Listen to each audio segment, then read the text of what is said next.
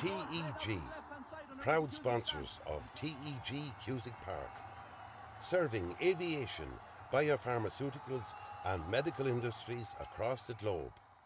TEG has been to the fore in the fight against COVID-19 with our customers and partners. A local business employing local people. Visit teg.com/careers to learn more. Wishing all our GAA patrons a safe passage through the championship.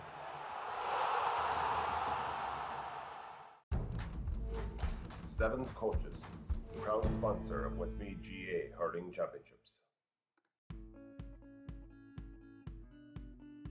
Clark's Bar, wishing all teams the very best today. MJ Stone Building and Developments, proud sponsor of Westmeath GAA. Cusick Park pitch is 145 metres long. Imagine 3 of these bridge beams would make up the length of the pitch.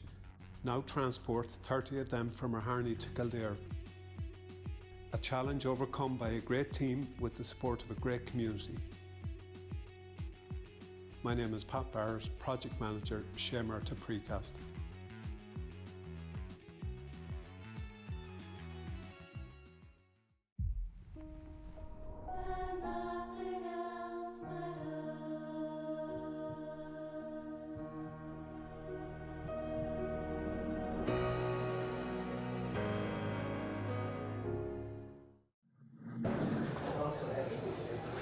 Fáilte go Uisle agus fáilte go Eirví TV. Ladies and gentlemen, you're very welcome to TEG Cusick Park and to Eirví TV for this afternoon's Shay Murtagh Precast Intermediate Football Championship semi-final.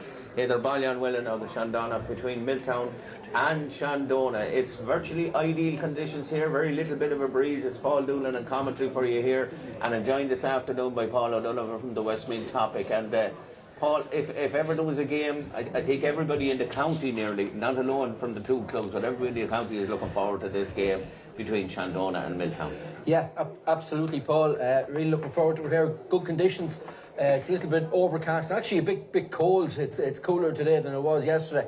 But yeah, conditions are fine here, very calm, and looking forward to this game between Shandonagh and Milltown. Of course, the two teams coming through from Section A, unlike yesterday where we had Tubber Clare from Section A playing Milltown Pass, who were coming through from Section B, and Milltown Pass did very well in their section, but obviously when they come up against a tougher, stronger team, they were found wanting in certain areas, and so we've a good clash today between two teams who met in the first round, Paul. Yeah. And that was a long time ago, but it was a cracking match, and Milltown were leading by 4 points, and they were leading well into injury time, and Shandonagh scored 2 goals and a point in the injury time to win that match. It was a cracking finish that day and set up for a great championship. Of course, Shandonagh were playing very well up until the last group game when I think they rested a number of players before they played Tubber Clare, lost that game and ended up in this semi-final against Milltown today instead. So Milltown coming through, good run of form, but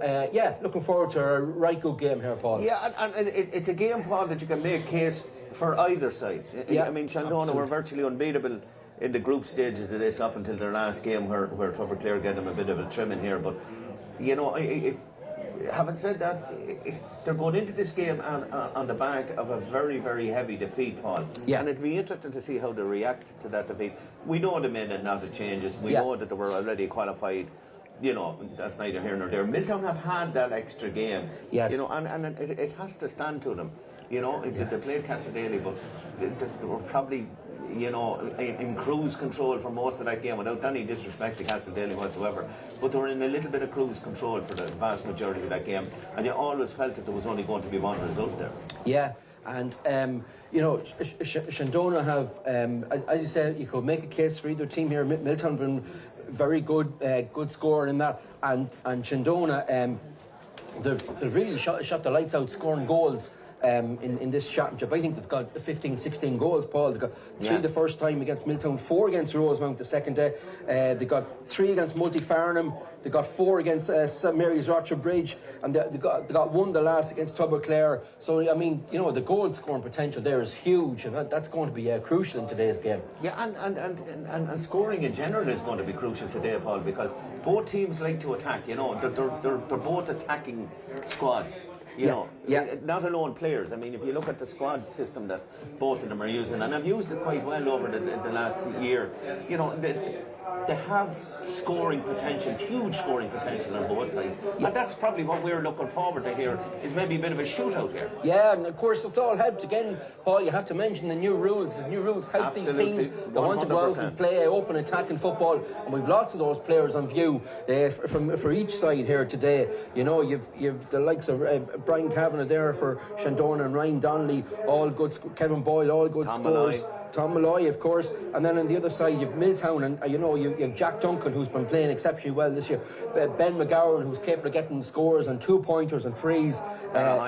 Dara Hines is right. The 2 Murtaghs in midfield, and of course Matthew Gunning's been popping up and playing great for Milltown this year. I was just waiting for you to say that, Paul. He's probably the outstanding player in the Intermediate Championship this year, and I had the pleasure of coaching him with the Westmeath that's where he learned it all, Paul. That's where he learned it all. That's good to know. I taught him everything he knows. I didn't teach him everything I know, but I taught him everything he knows.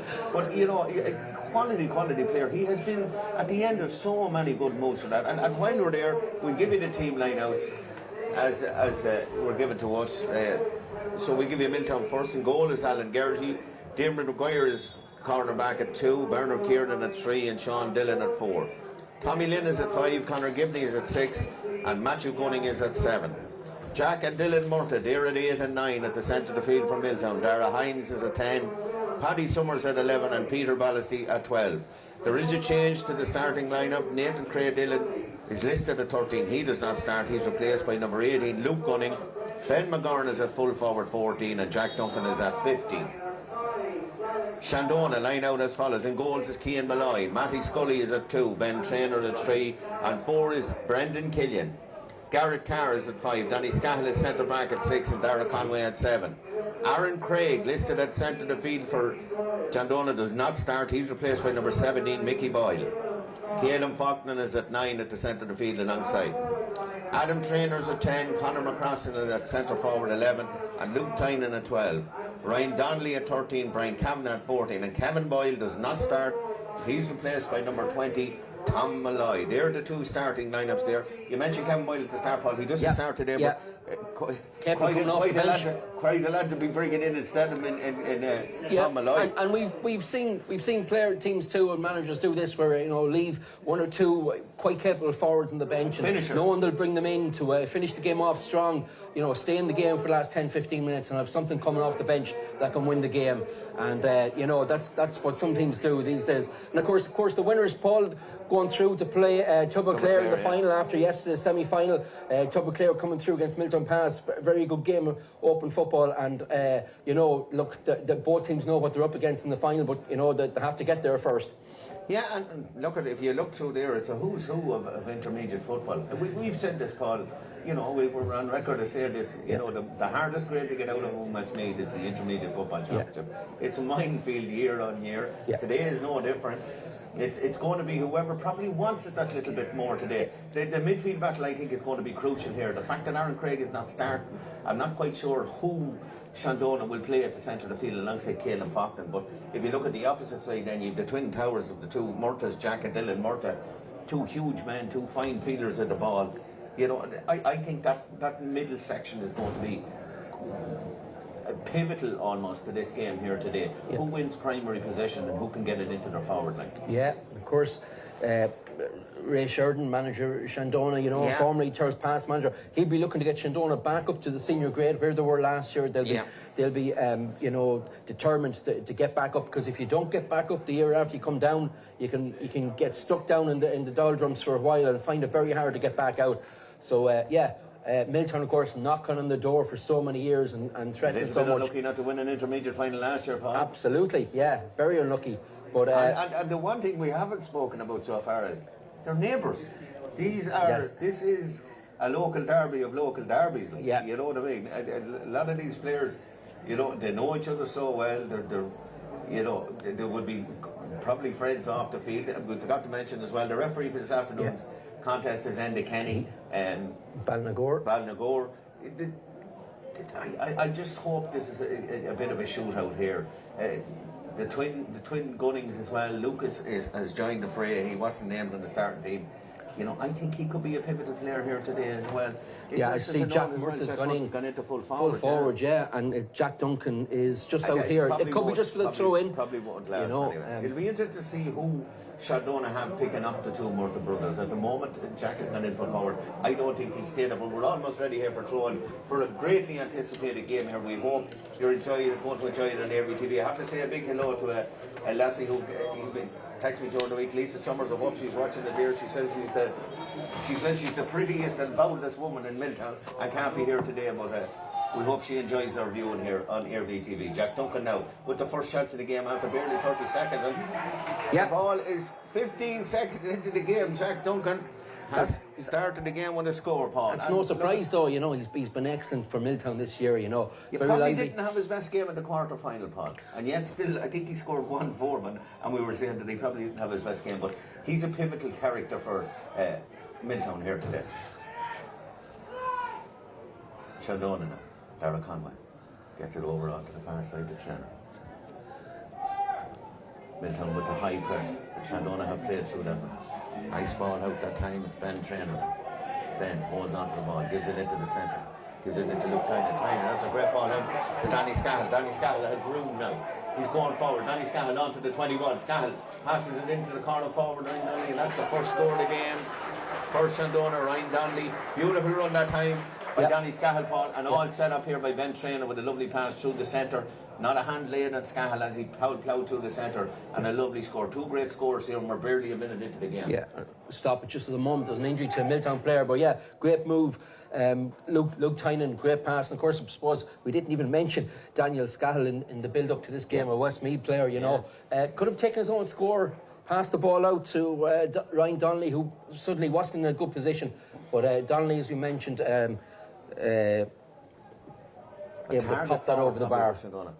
Ball down the centre, and this time it's gathered, is it, by Caleb Faulkner. Doesn't get it at the first attempt of getting it, but gets it at the second. He gets it up into his hand, and Scahill is in receipt of the ball again. Gets it back out to the far side of the field. That's Adam Trainer. Trainer looks up and sees there's a player over on the far side of the field. Shandonagh now moving forward nicely. That's a nice ball in there by Garrett Carr. I'm afraid it's dropped in the corner. It still retains possession though. Shandonagh still on the attack. Looks out. Tom Malloy is free. Tom Malloy has a chance here. And Shandonagh set to score the game. And we asked for a shootout, Paul, and we've all the hallmarks of it straight away. But that's good work by Shandonagh. Nice retention to play and get it to the shooter. Yeah, and Tom will shoot at every opportunity. You know, he's not shot shy. That's for sure. He can. Anytime he sees the post, he'll have a go. Good start for both teams. 3 points in the opening couple of minutes there, Paul. Ball goes out over to the far side. Lucky with that kick out of Mullingar that it went to a Milltown man, because that could have gone to anywhere at all. But it's the player we mentioned at the start of the broadcast match of Gunning now. Going to be interesting how Shandonagh try and control his surges forward, but eventually comes in Dylan Murtagh now. Murtagh has a free run in front of him. He's met. Murtagh still going forward. Gets the ball out to Ben McGorn. McGorn looks up and sees that there's a man free. That man free is Tommy Lane. Tommy gives in it to Hines. Dara Hines right through the centre. Nice chinking run by Hines. 2 good feet on this man. Eventually comes back to McGorn. Shandonagh have master ranks in front of the goal. Milltown will try and play through that. That's their modus operandi. Luke Gunning now. Luke sees space in front of him. Is he going to go through it? He's not, because he gives it to Jack Duncan. Jack Duncan looks like he's been fouled. And Kelly has already called it, and that's a free in. And indeed, Paul, if he'd have been allowed go, I think there might have been a goal chance on the cards there. Probably, if there's such a thing as a tactical foul, I think that's possibly one of them. It was the lesser of 2 evils. Jack Duncan with the chance now to level matters here. We're only nearly 4 minutes into the first half here, and already, Paul, this is shaping up to be one of those games where we're at the pin of our collar to explain how good it is. Yeah, you'd expect Jack to get this left-footed, going through his routine. Could not be any more over the black spot, Paul. And as I said, a good lively start here, 4 minutes, 2 points each. You know, no wides. Yeah. And we'll be hoarse by the end of this game if this continues on like this. And a lot of the players you mentioned in the build-up have shown what they're worth so far. Ball goes out to Adam Traynor. Who's going to get there? The Traynor does well. Does extremely well, Adam Traynor there. He was under immense pressure that time. Looks up and sees that the corner back, Matthew Scully has gone through. Scully's still going forward. Scully, inside the yard. Scully, is he going to have a shot himself? He does. Does he pull it in enough? Does he get it around? Yes, he does. That's a lovely score from Matthew Scully. And the one worry I would have for Milltown so far, Paul, is they've been opened up on a couple of occasions with running clear right through the centre of the field. Yeah, and that's one player in the build-up we probably didn't mention either. Matthew Scully, he's been ever-present for Shandonagh over the years and showed great attacking speed there. Milltown had 2 men waiting for that ball, but eventually it's intercepted, and Danny Scahill, he's gone right through the centre again. Scahill is just on the edge of the D, and Danny Scahill, simple as you like, he snaps it over the bar, and that came from a mistake from Milltown, and all of a sudden Shandonagh have scored 2 in a row, 4-2 to Shandonagh here, 5 minutes gone. Yeah, what a start to this game. You're absolutely correct in what you said though, Paul, that the scores that Shandonagh have got have been rather easy, and again, that's the second time in the first 5 minutes Danny Scahill's been, he's cut through the Milltown defence very easily. And then Garrity again, he looks over onto this side of the field, trying to get Pete Bollasty into the game. Pete Bollasty is fouled. It's going to be it's actually a sideline goal, and it goes into Luke Gunning. Luke Gunning looks up. Matthew Gunning into McGorn. McGorn named it 14, but Paul, we very rarely see him in that position. He normally travels right around the field. Gives it out this time to Sean Dillon. Back to McGorn now. Ball out the outside of the foot into Paddy Summers. Paddy has a bit of space here, runs into a man though. That's a really good tackle. Nothing untoward there, I don't think, Paul. And Paddy Summers is still fighting for the ball and eventually got it. But that was an excellent tackle that time. I think it was Brendan Killian. It was Brendan Killian, it was Paul, great tackle. There was nothing untoward in that whatsoever. That wasn't a free. He's just timed his tackle perfectly, and we don't want to see the physicality going out of the game either. Ball over on the far side of the field now. Shandonagh, they've started like a train here this morning. They're playing lovely football so far. Gets it out. Luke Tynan now, directly in front of us here in the press box. Gets it back into Conway. Conway looks up and sees that Conor McCrossan is coming. McCrossan can't get his hold of a ball. Looks up. McCrossan is almost a playmaker, or the libero, shall we say, for Shandonagh for most of the games here today, Paul. A lot of ball goes through him.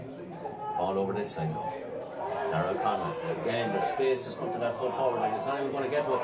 Eventually comes up to Luke Tynan. Luke Tynan has a goal chance. Luke Tynan is save. Well, that is an absolutely magnificent save by Alan Garrity. We're going back for a free, is it? Or a 45?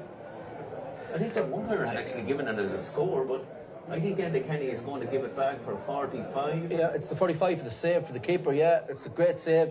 I think the umpire actually went for the flag that time, Paul. We can look at it here on the replay. Yeah, super I think save. The umpire actually went for the flag. I think it actually was just a magnificent It was save. A lovely little layoff by Mickey Boyle into the path of Luke Tynan. Again, you'd have to say, Paul, the Milltown defence was just wide open like the Red right Sea. Through the centre, and straight through, a great shot by Tynan, has to be said. But you have to give credit to Alan Garrity there. Super save, getting down to deflect the ball away, and not even conceding a point, turning the ball away at the expense of a 45. And I think it's Tynan maybe coming up to... No, it's actually Danny Scahill coming up to take this 45. A kicker of a ball, Paul. I don't remember Danny Scahill taking too many of these. Well, if this goes over, he might be taking them all, Paul. Absolutely. Normally it's Brian Kavanagh, I think, that normally comes out for these. Ryan Donnelly's taking a few too. Brian Donnelly as well. Yeah. Scahill now. Dead set foot to goal, chips it up high. Just wide though. I'm afraid that's the first wide of the game, but we waited 8 minutes for the first wide of the game, and Alan Garrity's save now comes more into perspective, I suppose, Paul. Yeah. Not alone has he denied Shandonagh a goal chance, they've also put the resultant 45 wide. But the Milltown defence will really have to tighten it. Oh, there. There's a terrible ball from Garrity, gets straight into Luke Tynan, sees the Tom Elias coming off the shoulder. Tom Bearden down and goal. Tom's going to go for goal, and if they didn't get it in the first couple of minutes, Paul, that's a brilliant goal from Tom Elias.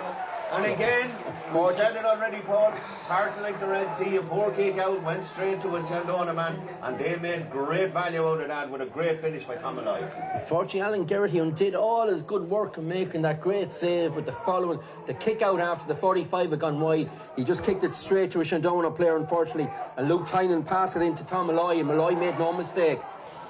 1-4 to Shandonagh, 2 points to Milltown. What a game we have already in our hands. There's a ball in from Milltown, but there's no one there because it's only the mass ranks of Shandonagh players in that defence. Mickey Harkin is going to have to reconsider his game plan here, Paul O'Donovan, because at the moment it's just not working for Milltown. 1-4, that's 7. Milltown are 2. That's 5 points of a difference already in the game, and we're barely 10 minutes in. Ryan Donnelly now. Donnelly has a bit of space. Eventually finds his full forward. That's great work by Kavanagh. Brian Kavanagh. Cav kicks it, and Cav puts it over the corner, and that's another great score. And Paul, Yeah. we've mentioned it on a couple of occasions, and already Shandonagh, they're going through, they have a game plan. It's get the ball, attack at will, go right down through the centre if you have to, and it's working so far for them. Yeah, absolutely. Milltown just. I see Matthew Gunning was he seemed to be loose there, maybe playing as a sweeper, sweeping up, but he didn't do much sweeping that time. Again, a good ball into Donnelly. Donnelly laid it off to Kavanagh. Kavanagh took his point very well after the game. After the point, looks like Bernard Kieran and Brian Kavanagh were getting to know each other a bit better on the ground, and it's probably going to result in a yellow card for each, I would suggest here from Enda Kenny. It's a bit early for both of them. Yeah, They're and it receiving is. yellow cards, but that's what it is. Yeah. A bit of afters after Kavanagh got that fine point for Shandonagh, and Milltown really have to stay in this game now, Paul. They can't let it get away from them all of a sudden. Absolutely. This could run away from you very, very quickly. We've seen it yesterday with Tubber Clare. Once they got into the ascendancy, they never let up. And look at this. It's right down the centre again. It's Tyner trying to get in into Kavanagh. Kavanagh's through again. Kavanagh puts it across the square. And Brian Kavanagh was probably better off picking that ball off the ground, Paul. He had time. I cannot understand why he didn't pick the ball up. Tried to soccer it through, but Milltown escaped another one. And Milltown are on a bit of a rack at the moment, Paul. Yeah, and I know Brian Kavanagh, he plays soccer with Michael Mullingar Athletic, and I've seen him many a time put the ball in the net. Want to see that one. And many a time he's put the ball in the net from much more difficult angles, but he tried to side foot it across to a couple of incoming teammates, but a Milltown back just got his foot to the ball to deflect it back to his keeper. But as we said, Paul, that goal threat from Shandonagh is always there. Yeah, and they could have had 3 nearly at this stage already, and we're only 11 minutes into the game, but Milltown back on the attack now, and they need a score. They need to keep in this game if they're going to have any say in the championship. Dara Hines now coming through. Hines doesn't have a whole lot of options in front of him, but eventually he gets it out to Luke Gunning. Gunning takes it on. But well, Luke Gunning is fouled out of the ball. Chance here now for a 2-pointer maybe, Paul. Yeah. They have the kicker, McGarren. We've seen McGarren kick these from further out the field, even than where he is at the moment, and he's just outside. I would suggest probably just on the 45 here, but it's definitely within his range. Yeah, we've seen him get it before. It's very calm out there, Paul. You have to say there's no wind whatsoever. Look at the flags. They're absolutely dead. Yeah. So, you know. It was a bit like me when I went to bed last night. There was absolutely zero movement out of me. Except maybe a snore. Yeah, Ben going through his routine now, taking his time. This is an important kick. Even at this early stage, it's very important. It's drifted very wide, Paul, very wide. Very wide. And first wide of the match. Look, it's his first effort from distance, and look, maybe he's just, you know, maybe sizing up the target. Range. Yeah, and find the range, but I'm sure the next one will be a lot closer. It's an important effort at the moment because Milltown are on the rack here at the moment. Shandonagh playing all the football here, and if we look up, there's 3 Shandonagh men I could see, but nobody marking them at the moment, and it's a lovely kick out. Oh, that's a great kick out. Cian Malloy picked them out superbly well, but it was what surprised me was the amount of space that was given there. Conor McCrossan now coming through the centre. And he dropped the ball, and that's a free. Dara Conway. Yeah, Tom Malloy just dropped the ball there. Dara Conway is going to get a yellow card here as well, and Andy Kenny is laying down a marker here, Paul. He's not going to take any sort of nonsense whatsoever here this morning.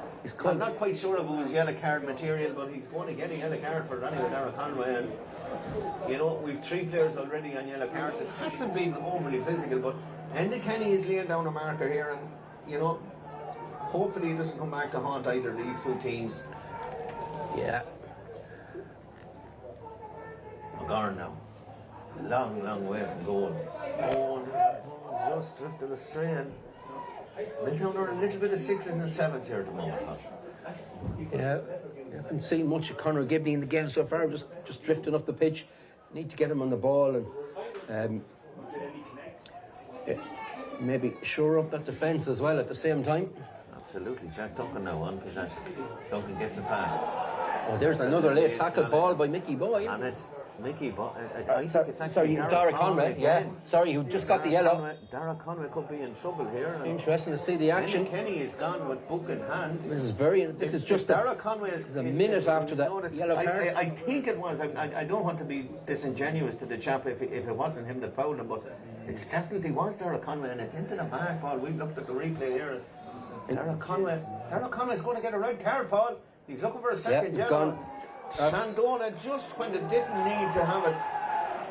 That's incredible. That's a killer blow for Shandonagh just when you're in the ascendancy, and it's a rather silly challenge, Paul. We look at it again here on the screen, and no need for Paul. No need. Absolutely needless, Paul. I'm sorry to say we don't want to. And it's arrived just a minute after the first yellow card. And it had to be clear in your head that you're just after getting a yellow card, and a minute later, if someone was going through in goals or something like that, you'd say something. But out the field, player had passed the ball away, nobody near him. And when you're in the ascendancy, Paul, that's the last thing you want. Jack Duncan is a very narrow angle here. Looks good, Paul. That's a beautiful score from Jack Duncan. That was a very, very tight angle, and we flagged it up at the start of the game. He's Milltown's only score, Paul. 3 points for Jack Duncan, 1 a free. But they now will have the man advantage. 1-5 to Shandonagh, that's 8. 3 points to Milltown, 5 points of a deficit. We have the first quarter of this game over. And what has been already an extremely exciting game, and plenty of talking points already in this game. Be interested to know what Milltown do with that extra man. I would suggest that they're going to shore up that middle third, because that's where they're under problem. But at the moment they're back on the attack again. McGovern looks up and sees that Dara Hines is dead straight in front of the goals, and Dara Hines does. Oh, no, it's not. I thought he was. I was just about to say Dara Hines does when he normally is and pops it over the bar, but that's a second wide and a second bad wide. That was a clear opportunity there. Probably could have even gone on a little bit further with the ball. Yeah, it's out of character for Dara. Extremely out of character for Dara Hines, because he has been excellent for Milltown, not only this year but for the last number of years. Right down through the centre, that's good work. Ben Traynor does very, very well. Gives it off to Scal. Scal gets it out over to the far side to Conor McCrossen. We said he's going to be the pivot. He's going to be the man that's involved in it. Luke Tynan does extremely well. Well done, Luke Tynan, there to keep that ball in play, because that wasn't the easiest of passes. Gets it out to Ben Traynor. Ben. Adam Traynor. Adam looks up and sees that the man that gave it to him is back on the Luke. That's Luke Tynan. Luke Tynan looks up. He's kicked it over to the far side. Is he going to make it? He is. That's good work again. Garrett Carr gets it back to Malloy. Back into Scal now. Scal on the 45. Scal looks up, doesn't see a whole lot, only the mass ranks of Milltown. And Gary Scal is swung around the head. And here's another yellow card. And Speak Honesty, I think this time is going to get the yellow card. And while he can't really complain about it, it's a high challenge. And Kenny has already set the precedent here. Just to go back to Dara Conway and the yellows, the first one, you might have thought it was a little harsh, or the player knows he's on it, but there was absolutely no option. But the second one, it was definitely a yellow card, so Enda's got the cards right, and he's indicating here it's a high challenge, and it was a high that's challenge. Why Pete Bannisty's picked up what is the fifth yellow card, if you include the two, for, I think it's the 5th yellow card of the match now, Paul. Yeah. And look, if that's the way the referee's going to, the players are just going to simply have to adapt to it. He's playing to the rules of the game. It was a high challenge. It is a yellow card, and that's the way it is. Unlike it was Danny Scahill took the last one from here. Brian Kavanagh. Kavanagh has hit an absolute worldly ball. 2-pointer as well, and just when you're down to 14 men, that's what you need. 1-7 to Shandonagh. They'll have a 7-point lead. Milltown on 3 points. We're 18 minutes in. And it's Shandonagh that have dominated this opening quarter of the game, Paul. Yeah, that was a sweetly struck free by Kavanagh. Well capable of doing that. I don't know why he didn't take the first. Yeah. We know. I think he'll be taking the next one anyway, Paul. That's for sure. I would safely guarantee that he's going to be taking the next one. Ball down the centre, out to Paddy Summers. Summers can't get his hands in the door because Conor McCrossen gets a hand in front of him. And Luke Tynan, who has had a magnificent start for Shandonagh at the start of this game, back into McCrossen. McCrossen looks up. Again, Shandonagh just that little bit more measured in their build-up. And if Danny Scal is 3 up. Brian Kavanagh a long way from goal, but eventually gets it into Malloy into Traynor. Traynor will look up and he'll see there's a man coming off the shoulder. That's Garrett Carr. Garrett Carr runs into a little bit of traffic, but Tom Malloy says, give it to me, I'll have a go. Looks good, Paul. Malloy says, you know what, I'll just pop this one over the bar. That's an absolutely beautiful score from Tom Malloy. A 2-pointer as well, Paul. And Shandonagh are into a 9-point lead. 1-9 Shandonagh, 3 points to Milltown. And that's good value for it, Paul. And it's a huge response, you know, having gone down to 14 men. You know, Milltown got the next score, and you know, they kicked the wide after that, could have got the next, but you know, that's two 2-pointers in a row to stretch the Shandonagh lead. Great response, Paul. That's a brilliant catch by Murtagh that time. When we talked about the midfield battle here, it's been won rather easily at the moment by Shandonagh. Murtagh now, bearing down on goal. He has a man outside. I think he might have given it to the wrong end side of it. But eventually Luke Gunning is going to have to come back out. Ben McGorn now, and from a position where Milltown were bearing down on goals, they've gone all the way back out to the edge of the yard. Building again. There's an overload here of 3 Milltown players on this side of the field. Luke Gunning now. Milltown, very, very ponderous, Paul, I have to say, in their build-up. You know, they've gone all the way back from where it was probably goes to score.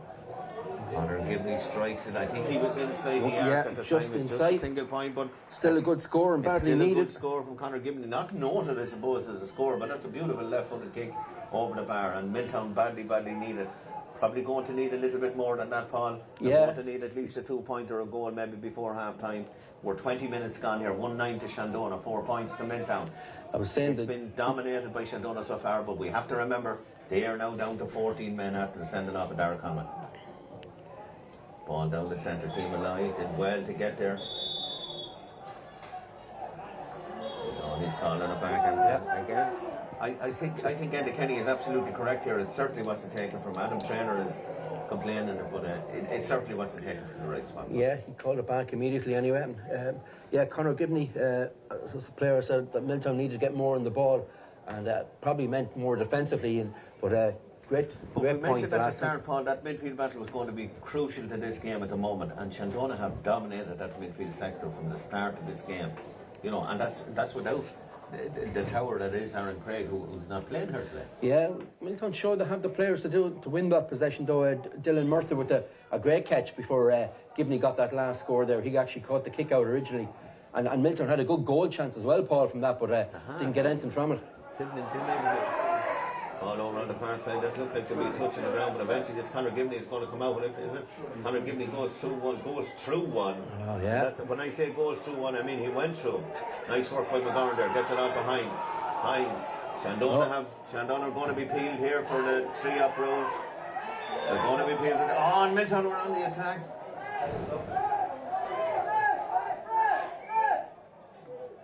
Yeah.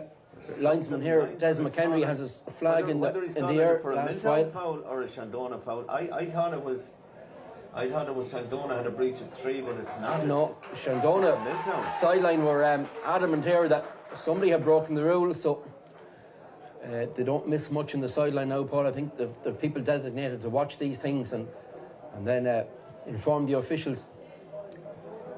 It's a breach of the 3-on-3, Paul. And yeah. Again, Paul, from a position where you're in attack, and you know, I know it's new rules and lads are getting used to this and everything, but surely there's someone on the sideline telling Milltown that they can't have sweeping foul. Brian Kavanagh bringing the ball forward. There's no rush. Shandonagh have a good lead. Look like they're going to extend that now. With Kavanagh strolling down to take this. I see Conor Slevin on the sideline here for Milltown. You have to mention Conor. A huge loss for them. Conor Dillon, sorry, Conor Dillon. Huge. Conor Slevin was transferred from Terrace Pass, but Conor Dillon, a huge loss for Milltown, Paul. Absolutely, Paul. Brian Kavanagh pops that over the bar, extends the Shandonagh lead out to 110 to 4 points, which, as I say, like Conor Dillon would be a huge player out here for Milltown today. His experience, you know, Westmeath player, but they've had to play without him all year, and done well so far without him. He's a fair man for patrolling the sidelines, though. Well, we've seen him here in the Gordon final. He was up and down that sideline. Looked like it's going to be. There's that midfield battle again.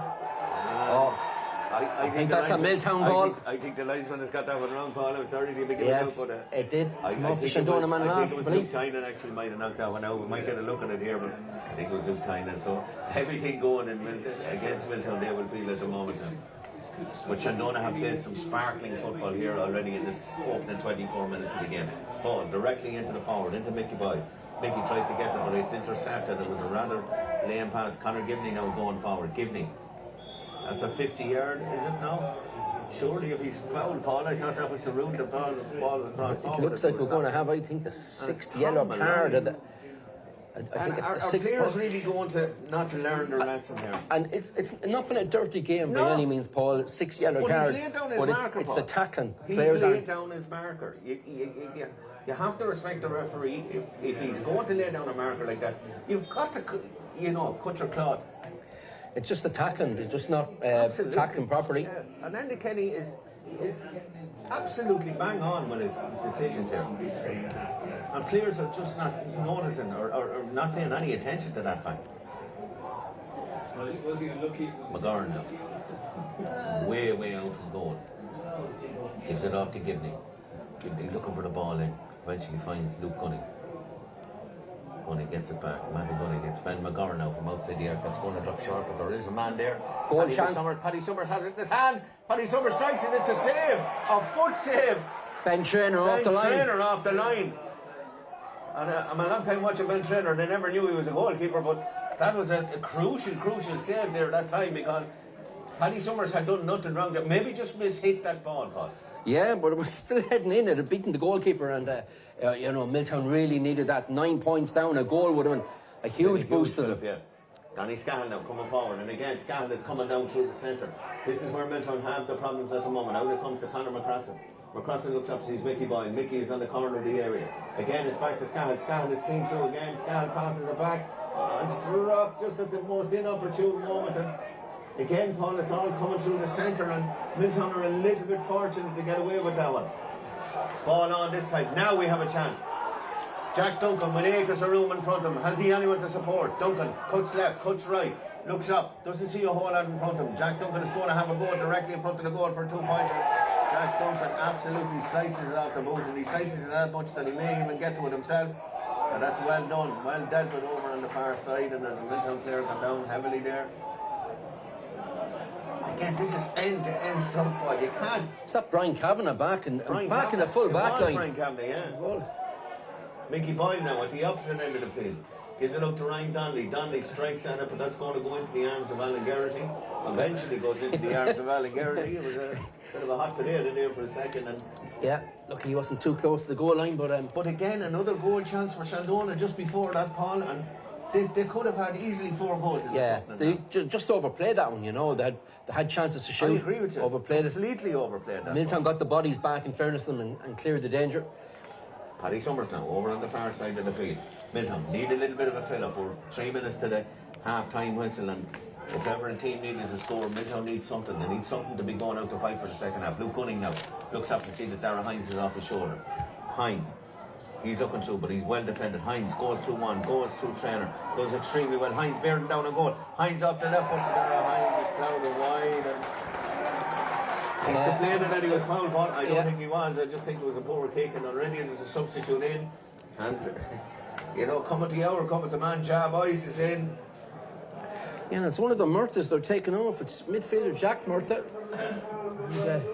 That's a surprise, I think, Paul. I think that's more than a surprise for me. It's probably Paddy Summers going to go into the centre of the field. Jack Murtagh hasn't been influential in this game at all, though, Paul. He's limped off there, Paul, so possibly an injury. Can't see any other reason to be taking off one of their main players at this stage. But that is the scenario at the moment, and they were first substituted again. Oh, what a catch. What a catch by Luke Tynan up in the air. He's hurt himself, I think, more in his landing than anything else, but that was a super catch by Luke Tynan. It was, yeah. And they're winning all those 50-50 dirty balls, Paul. That's what has them in the ascendancy. Leading here comfortably by 9 points, 110-4. It's not a scoreline we probably thought at the start of the game, Paul. I don't know about Shandonagh are good value for that lead. Yeah, and just going back to Dara Hines' last chance, he got through, was on his left foot, and he had a chance to shoot, decided not to. Took that extra solo, an extra step, and then next thing he was under pressure. He expected a free, but Enda Kenny said there was no foul. The ball had gone wide. I think he kicked the ball before he was challenged, and you know, it was a wide. You know, again, Milltown could have done with that score. You know, the gap is still 9 points heading into half time, and it's anything nearly at this stage, even a single point might be. Just to keep them in the game. Ball forward now. Where Kieran down next, because it's gone all the way to Ryan Donnelly. Donnelly looks up and sees the Kavanagh is available. Kavanagh now off the right foot. Kavanagh pulled it, but just pulled it a little bit. He knew the very minute he kicked the ball. Yeah, just off balance as he kicked it. But again, Paul, it's not direct running. It's down the centre. It's Shandonagh are playing far more direct ball. Milltown are a little bit ponderous in their attack at the moment.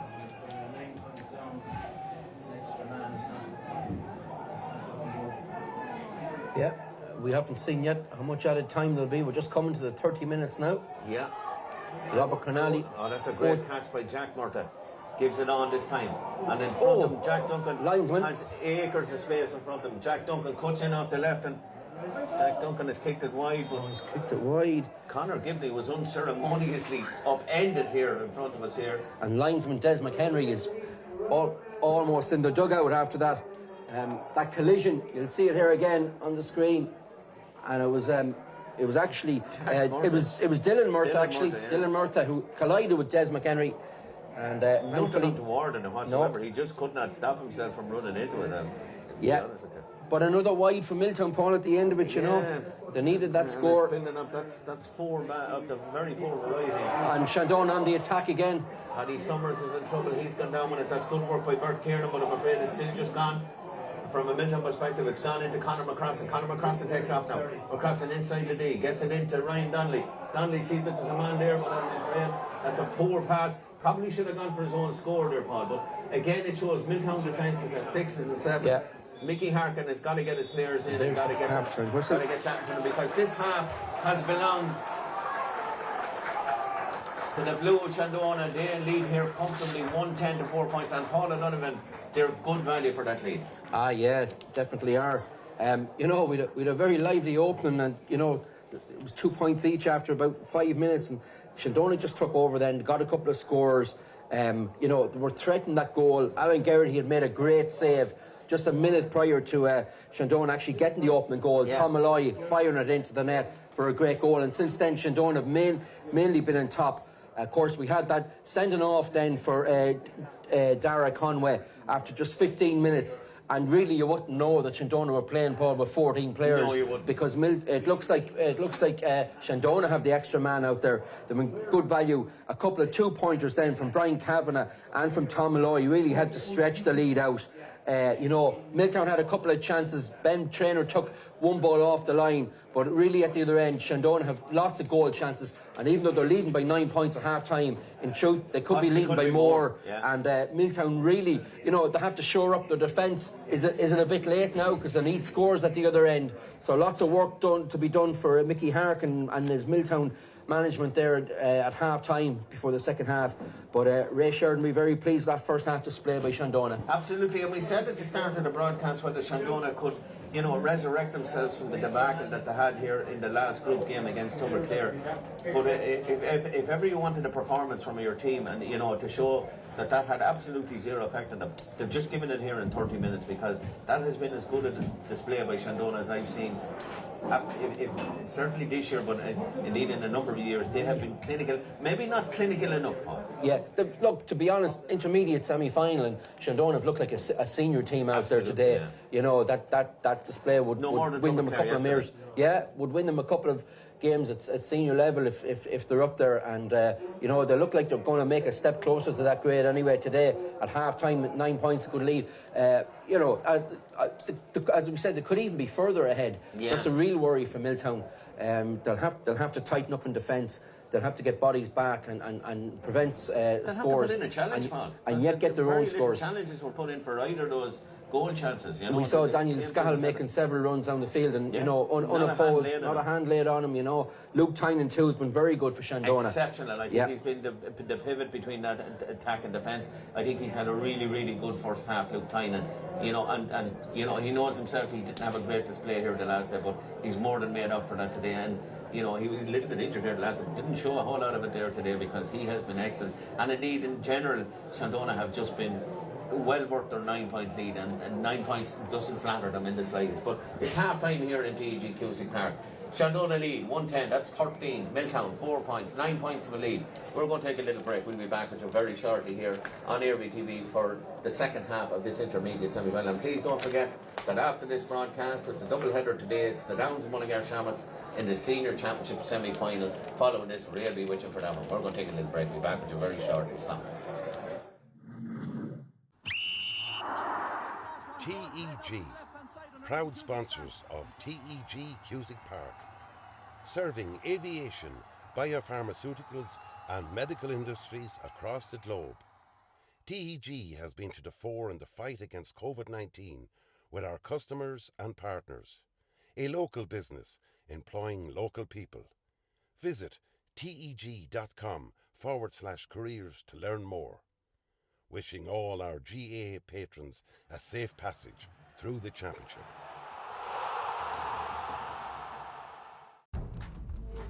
Seventh Coaches, proud sponsor of Westmeath GA Hurling Championships.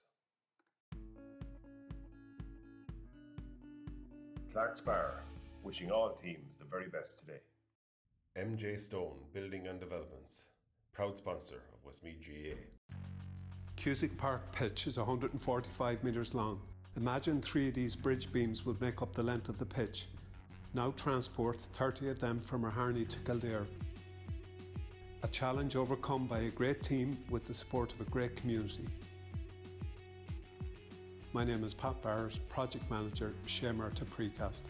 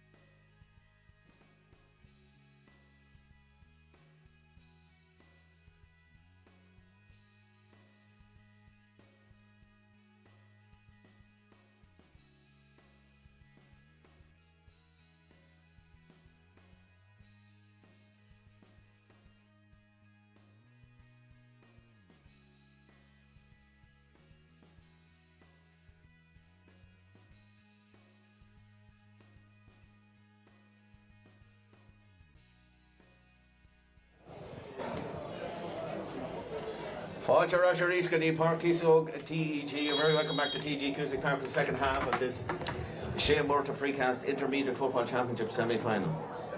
And Paul O'Donovan, Milltown are back out on the field very, very early, it has to be said, but I'd say there's not an ounce of paintwork left on the walls at the dressing room after that, because they know they just haven't performed in that first half. Yeah, and it's hard to see how they're going to just turn it around. Look, you know, I met someone down there from Shandonagh, and they were saying how Shandonagh had a huge lead in game earlier and let it slip, and you know, these things can happen. In fact, as I said, the last time these teams met, Milltown had a huge lead against Shandonagh. As the Shandonagh team come out on the pitch now, when they met in the first round, Milltown had a huge lead, and Milltown let it slip. This time they'll be hoping it's the other way around. But you know, it's difficult to say how they're going to make a comeback, because none of their star players, Milltown, their shooters, are really on top form today. No. Jack Duncan, couple of early points. Dara Hines, you know, he's missed a few. So too the Murtaghs and Paddy Summers, so they've been off form. The one thing we haven't seen, Paul, that we've seen in every game so far is Matthew Gunning. Yeah, attacking. He hasn't had the opportunity because Shandonagh been that good. He's in defending, and we've a substitute there now for the second half, Paul. 21 for 18. I'm not quite sure what side that's on, Paul. Well, it's must be Milltown. Was it Nathan Craig Dillon that started? Would I be right? He didn't start, actually. So 18 actually that started was Luke Gunning. Luke Gunning is gone, and he's replaced by number 21. That's Conor Lynn is on for Milltown here at the start of the second half. And again, they're going to need fire in the belly here for the start of the second half. They're going to need early scores to get them back into this game. And it's Nathan Craig Dillon is on, Paul. And it wasn't 13. Yeah, there's two. I think there's two substitutes.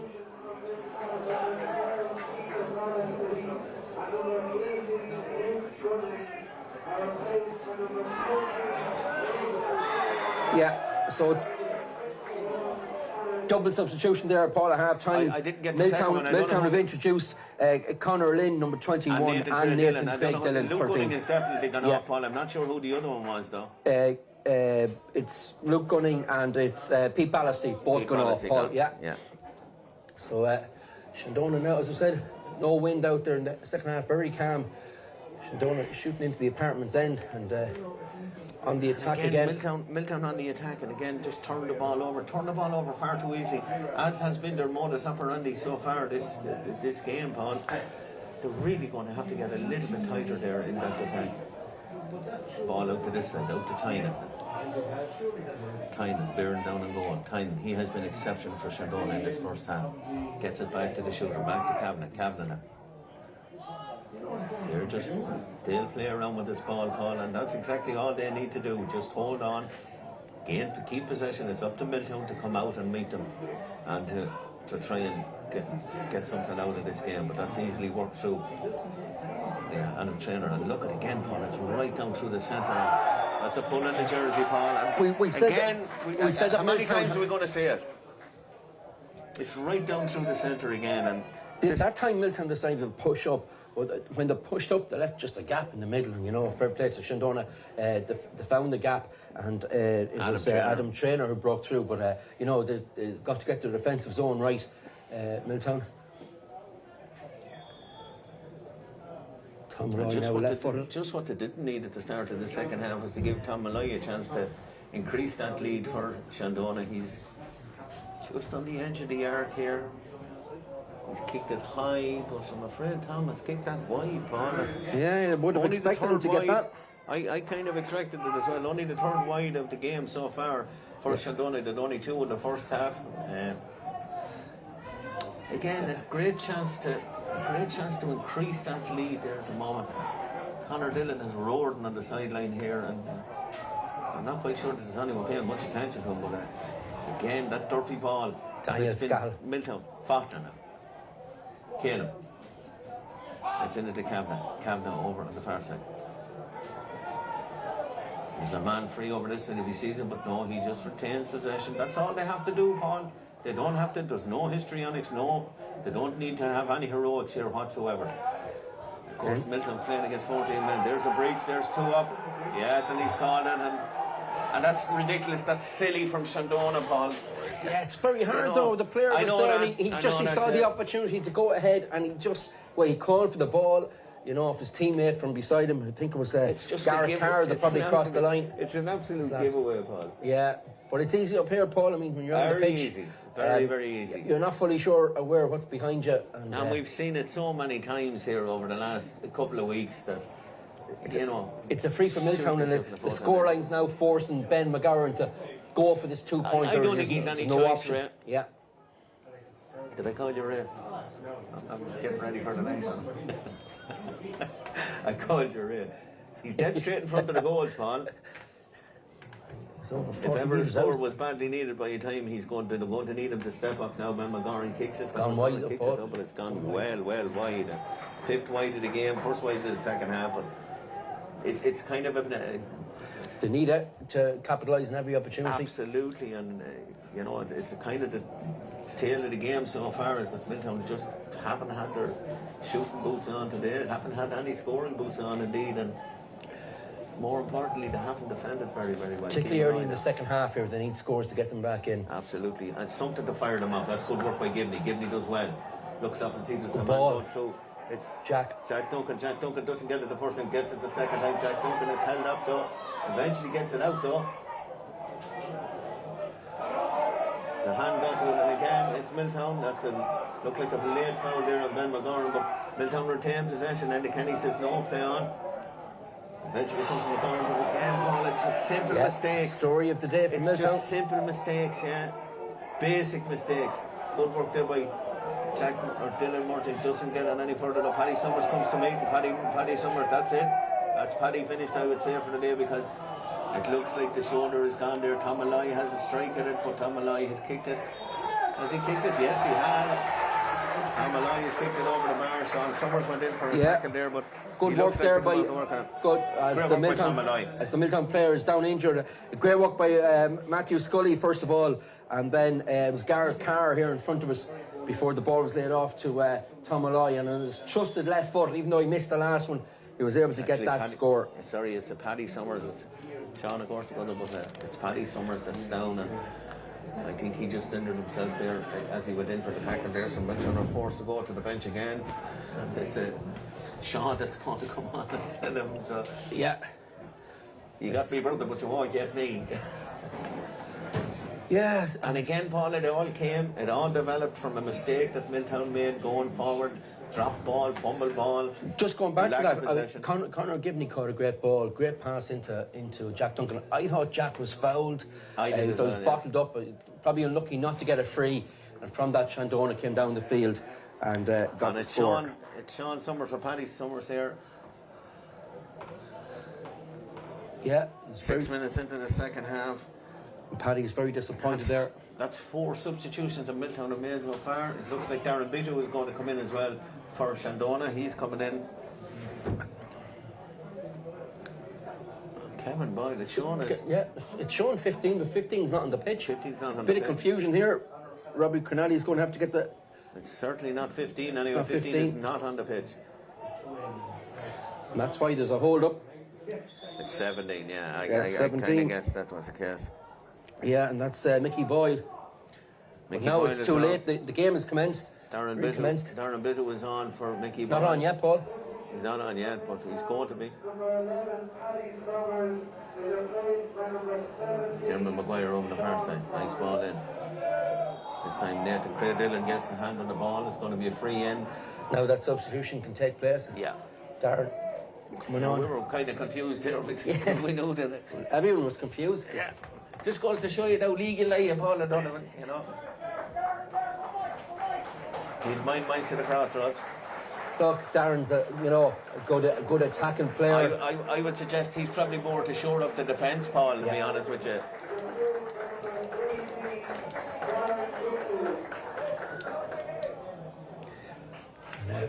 Again, Shandonagh, Milltown are free out in the far wing. Again, they need to capitalise on every opportunity here. Just looking at the body language of the Milltown players, Paul, it doesn't seem to be a whole lot of urgency anyway. Jack Duncan strikes it, and Jack Duncan pops it over the bar. It's a 2-pointer ball, badly needed for them. They're going to need more than that, Paul. They're going to need a couple of those, and I think, and honestly, they're probably going to need a goal to get back into this game. 6 points to Milltown, but it's 1-11 to Shandonagh. That's 14 points to 6, an 8-point deficit here. We're 8 minutes. We've almost into the last quarter of the game. As well, Conor McCrossan gets his hands on the ball there. It's hard to notice, Paul, who has the extra man here. Well, Milltown have certainly pushed up here, but as always, Shandonagh able to break through the lines, work the ball out, and now they've created a chance themselves. And Danny Scahill coming right down the centre again, and many times have we said that. Right down the centre of the field, he's been chased by Murtagh. Murtagh's not going to get to him, though. Danny Scahill is going to look up and see that Tom Malloy is free. Tom Malloy shoots the goal, and Alan Garrity gets a hand to it. That could have easily rattled into the back of the net ball, but Tom Malloy... His second good save of the afternoon. Yeah. That's a second goal that he's certainly prevented. And Tom Malloy had goal in his mind there, Pete, to finish this game off. But what about the run by Daniel Scahill through the middle? How many times have we seen that today? He's been exceptional, Paul. And again, he's had no hand laid on him, but he has been exceptional. Milltown pushed up, even though they've got an extra man. Shandonagh, you have to praise Shandonagh here. They're so good at working the ball out through the lines, working, creating the spaces, and making the overlap count.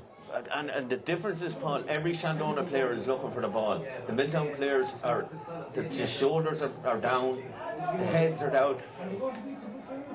Yeah, but they'll battle on here now, even though they're well behind. Bert Kiernan now.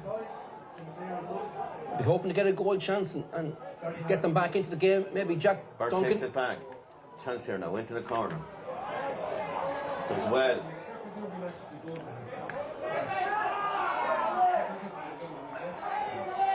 Complaining about it certainly wasn't a foul, Paul. He ran into the challenge. It's gone right over to the far side, over to Murtagh. Dylan Murtagh has popped it over the bar. It's a single point for Dylan. Shandonagh player is still down there. I think he actually might have run into that tackle, Paul, as opposed to it being a foul. It was Conor Lynn that was attacking a goal. I don't think it was a free. No, it's nothing because it is a head injury though, and I think that's what Ray Sheridan and his mentors were saying, that the game should have been stopped for a head injury. Yeah, referee Enda Kenny gone in, but he's not checking with anyone. He's happy enough with I think he's right. But Enda Kenny has, sometimes we're critical of referees, or maybe send them in, but I think Enda Kenny has done an exceptional job in this game so far. He's laid the marker down from the early doors, and I think he's been excellent. Yeah, you see, it looks like Ben Traynor. I think may have picked up that injury. It is Ben Traynor. He's just coming to the side. He's okay. He's going to be able to continue. See, Milltown manager Mickey Harkin on, just giving his players some advice, trying to get some messages across to Tommy Lynn to try and improve their situation. But it's very difficult. And the kick out comes from Keane Malloy. Look at this, Darren Bittu only on the field. Really opening up this Milltown defence. Bert Kiernan is trying to get back to him. Bert Kiernan tries to get to him, and unfortunately, and Millfield can complain all they want, Paul. That's a free. Player is dragged to the ground. It's going to be a free in, and another chance here. This time it's Kavanagh probably going to come up to take it out. Shandonagh going to the bench here. It's the number 24 this time. It's John Fry, probably more known as a hurler with Oliver Plunkett at this stage, but he's a huge man and a massive physical presence. But Ben Trainor's going back on. Yeah, see Ben has recovered. Brian Kavanagh lining up this three, as you say. Shandonagh waiting to make the substitution, and Kavanagh strikes it, and Kavanagh taps that one over. He just keeps it ticking over, Paul, and that's all Shandonagh need to do here.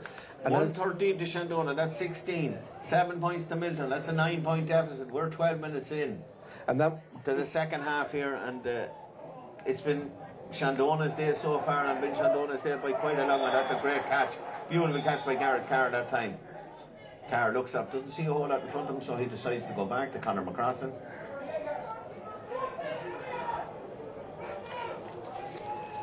Again, the space and time that Shandonagh have on the ball, playing with 14 men, Paul, is quite striking, and you know, from a Milltown perspective, it's been far too easy. It looked like a high challenge, but he got away with it. Both players a are high okay. challenge that time. There's the ball gone astray. Is it? No, it's not. It's gone into Jar. Jar Boyce gives it on to Darren Hines. Darren Hines gets it over to the far side to Nathan Craig Dillon. Nathan is a high challenge on him, but he carries on. Eventually comes back. This time it's Ben McGorn. I think he's a little bit far from goal, Paul, and has been playing for most of the game. A little bit far from goal. Milltown needs scores, and he's their scorer in chief really at most occasions, and he needs to get a little bit closer to the goal. Eventually comes into Dylan Murtagh. Dylan. He's on the edge of the arm. Turns once, turns twice, still retains possession. That's good defending by Danny Scahill and the Shandonagh team. They've done very, very well. Player we haven't mentioned to enough today, Matthew Gunning. He has been probably the star player for Milltown so far. Hasn't really lit up this game at all yet. It's early doors yet though. There's a lot of ball to be played yet here. Darragh Hines looks up and sees that Jack Duncan is on the edge of it. Jack Duncan has the acres, the space. Looking for the 2-pointer, and he's got it. And he pops it over the bar. That's a 2-pointer from Jack Duncan. Clever work in fairness by Milltown that time, Paul. The way that they got the shooter free and in a position where possibly the 2-pointer was available, and that's a good 2-point score. 9 points to Milltown, but it's 113 to Shandonagh. We're heading for the last quarter of this game. Shandonagh leading here by 16 points to 9. It's a 7-point game. Looks like there's a blood sub here, and the Kenny's pointed out someone has to leave the pitch. I would suggest it's probably Ben Traynor, isn't it? It's one of the Milltown players coming off here beside us. Yeah, it's Nathan Craig Dillon, who's only come on at half time.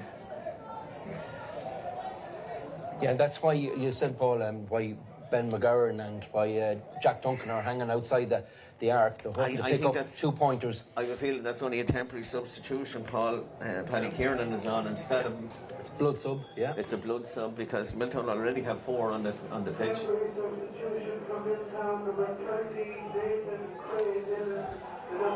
And he's not long on the field either. Paul did very, very well. Brendan Killian did extremely well to get there because that wasn't an easy ball that time.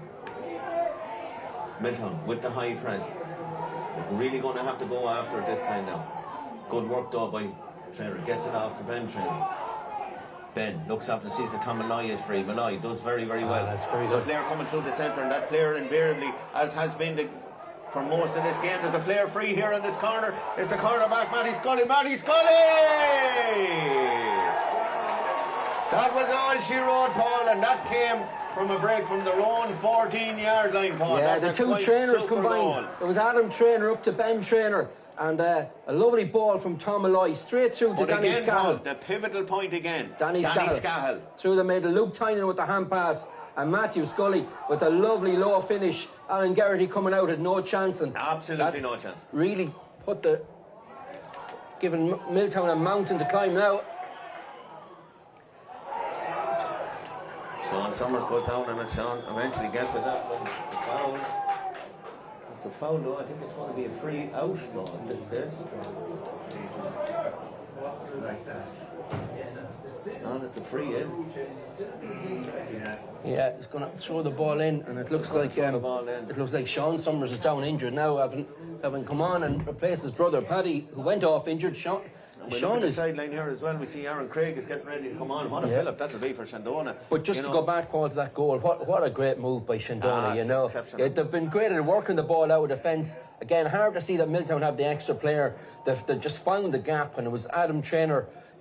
Passed up to Ben. Lovely ball through the gap, through the lines. Aaron Craig is on.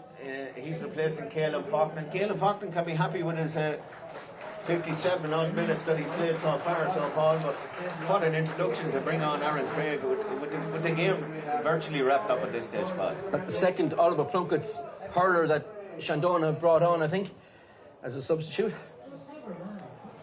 Nathan Craig Dillon looks like he's coming back onto the field. He's probably going to have a different jersey on him because that looks a bit blood-soaked at the moment. So yeah. But how many times today, Paul, have we seen Danny Scahill run through from his own defence, run through that? Now it's a beauty to behold, but if you're the opposition, you got to stop that. Once fooled me once, shame on me. Fooled me twice, shame on you. It's been. Paddy Summers is gone. Yeah, so Matthew Craig Dillon is now wearing 25, Paul, correct? Nathan Craig Dillon is now wearing 25. It's listed in our programme as Paul Mahon, but I know Paul Paul Mahon just gave him the jersey there. I saw him just giving him the jersey. Yeah, and it looks like Sean Summers that's very unfortunate for Sean Summers. As you So say, I would he's not suggest long on the now pitch. I would suggest now that Paddy Kiernan is a full-time substitution. That's 5 that Milltown have had, and That's the two the Summers two brothers Summers lads injured, are yeah. both injured, and you know, it just goes from bad to worse if you're a Milltown supporter. Of course, let's not forget their ladies are in the senior county final next week against St. Loman's Mullingar. What promises to be a cracker of a game, Paul, too. Yeah. Paul Carrigan next week.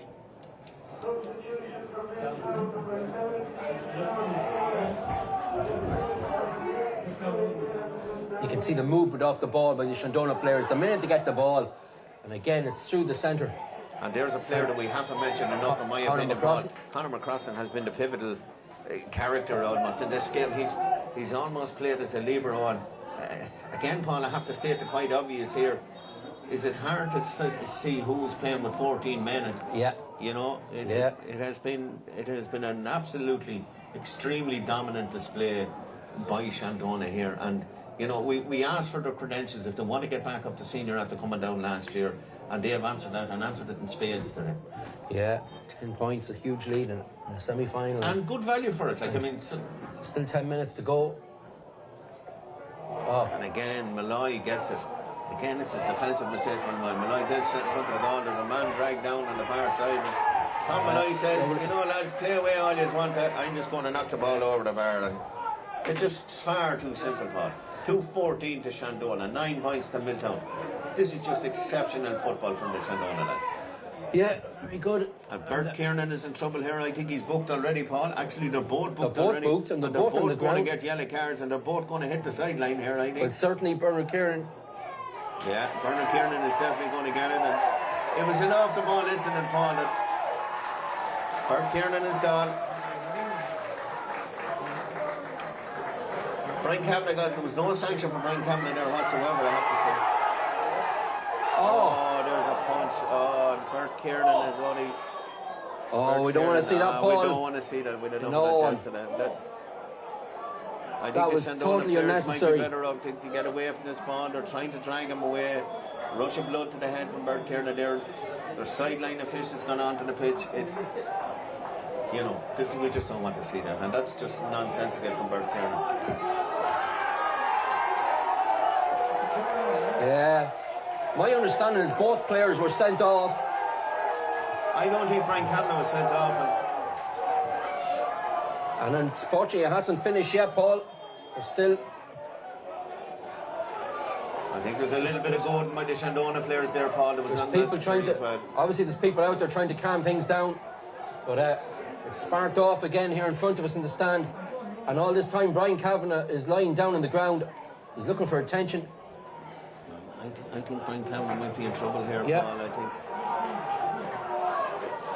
you know, Thankfully, it seems to have calmed down now at the moment, but well, they've calmed down slightly on the side. unsavoury scenes once again. Bernard Kiernan is he's down here in front of the. He's gone into the Milltown dugout. I think Brian Cameron is in trouble here. I think he received at least one blow. Yeah. Maybe I'm wrong, Paul. And we don't like to be commentating on this. Look, this is not. We want to get on with the game here. And, But both players were sent off. Kelly is called. I don't think Brian Cameron was sent off, Paul. Yeah, he was on the yellow already. Yeah, but I don't think he received the second yellow. I don't think he did. Yeah, as Perhaps Bernard I'm Kiernan was wrong, coming but- off the pitch anyway, the two players clashed again, and you know, it's unfortunate. And then, you know, it's all the other people joining in, Paul, that makes it worse. You know, Yeah. people who should know better should just walk away. But look, you know, tempers are high out there. It's a heated situation. Some of the substitutes are getting involved in this, and there's no need to look at the scoreboard, lads. I mean, that tells us that Brian Kavanagh is very shook looking, Paul. Yeah. You know, I think actually Brian Kavanagh was. Yeah. Was he sent off? Yeah, I believe he was. They were just making their way to the sideline. Shandonagh down to 13. We're bringing on a substitute. Jay Costello's coming on. Costello's coming on, and I think Jay Costello has come. The yellow card for Tom Malloy, and he's gone. Tom Malloy gone as well. And this is farcical situation now, Paul. So Shandonagh are now down. 12 players. Jake Costello has come on.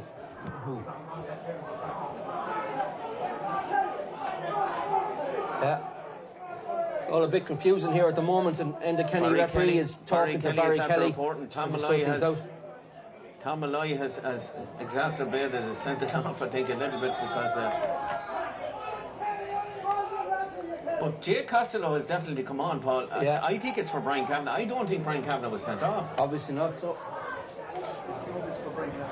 I think Jay Costello came on for Brian Campbell at that time, and it's unsavoury. Yeah, that's correct. It is. It was. I didn't think he was sent off because I don't remember sure. Conor Gibney now coming through. We're back to the match here.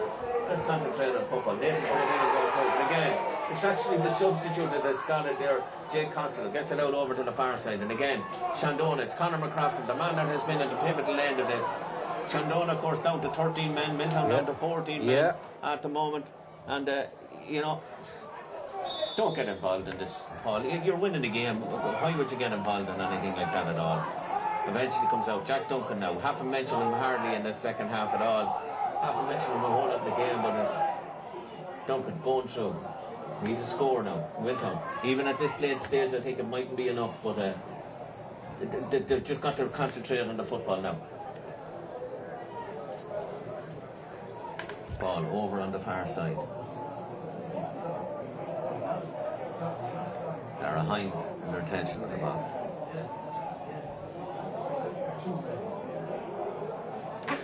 Yeah, the gap out to 11 points now. And, you know, Conor Gibney trying for a 2-pointer here. He's just going to drop short into the square. Short, and Cian Malloy as well, as he's done for most of the day here.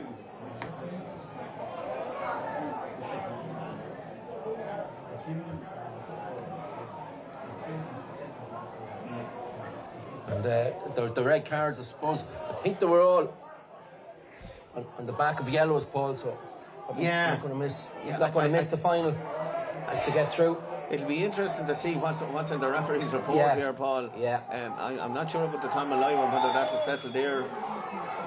Yeah, certainly there could be something for that. Kelly certainly had words with Enda Kenny after the Tom Malloy sending off. It'll be interesting. And Paul, we don't want to be talking about this. This is not. We wanted to come to see a game of football, and we expected a thriller of a game, but not in this scenario. Dara Hines now, way out the field, and Dara Hines looks good. The 2-pointer. Well, unfortunately, Paul, though, it's come far too late, in my opinion. That's 10 points from Milltown, but they trail 2-14. That's 20 points. It's actually 11 points for Milltown, so there's still a 9-point gap here, and we're into 4 minutes here, and again, Enda Kenny has his book. And look at it looks like Aaron Craig.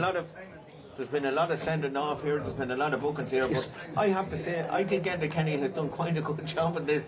Much as neither mentors teams have they haven't given one of it, and Aaron Craig is booked now as well. You know, to criticising the referee when in actual fact, I think it's the players that have caused all the hassle here. To be honest with you. Ball down the centre. Up goes Jack Murtagh, doesn't get it at the time. Danny Scahill again.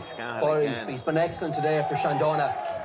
And many times have we said that, and again, ill-discipline by Milltown again, Paul. That's simply ill-discipline. We can't say anything further than that. It's going to be brought forward for a simple tap over free. Yeah, Danny Scahill's been, he's been excellent out there today. And absolutely outstanding. See why he's been on the Westmeath panel. He's got on great ball. He's attacked every chance he's got. Some great solo runs. Brian Donnelly now with a penalty without the goalie. Is that what they call it? Simple score, knocked it over the bar. And it just increases the lead and increases the pain for Milltown here. 2-15 to Shandonagh, 11 points to Milltown. And Paul, we came here to watch a match, and the talking points is probably not going to be about the game at all, when it should be, because Shandonagh have been absolutely exceptional here today. They have been far and away the better side here today. Yeah. 2 minutes left, and we know there'll be a good few minutes added on. But we could be here till 3 o'clock. We could be here till 4 o'clock. You can see the Shamrocks and the Downs players getting ready to come on for the main game after this, the senior game. Nathan Craydillan gets it back behind. Screams in front of us for a breach of the rule that 4 against 3, but nothing happening here. It's just a free on the far side. Jack Duncan going up to take it. look for another 2-pointer here to cut the gap back even further.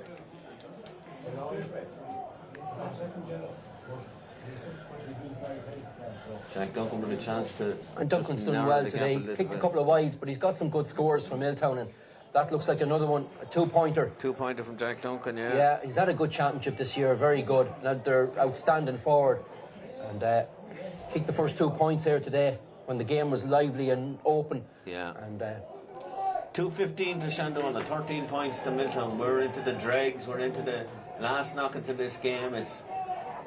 There's been talking points since well, perhaps maybe was we don't talk about, but from the football and end of it, Milltown just haven't shown up here today. Ball goes out to Darren Beato. Darren Beato is fouled on the ground. He's given away a free. Milltown back on the attack again. Can they come with a lane flourish? It could be better than Medjugorje here if they resurrect themselves from this one. Ball into the forward line. That's a great catch. That looked like a penalty. And Kenny says, no, I think that was a penalty.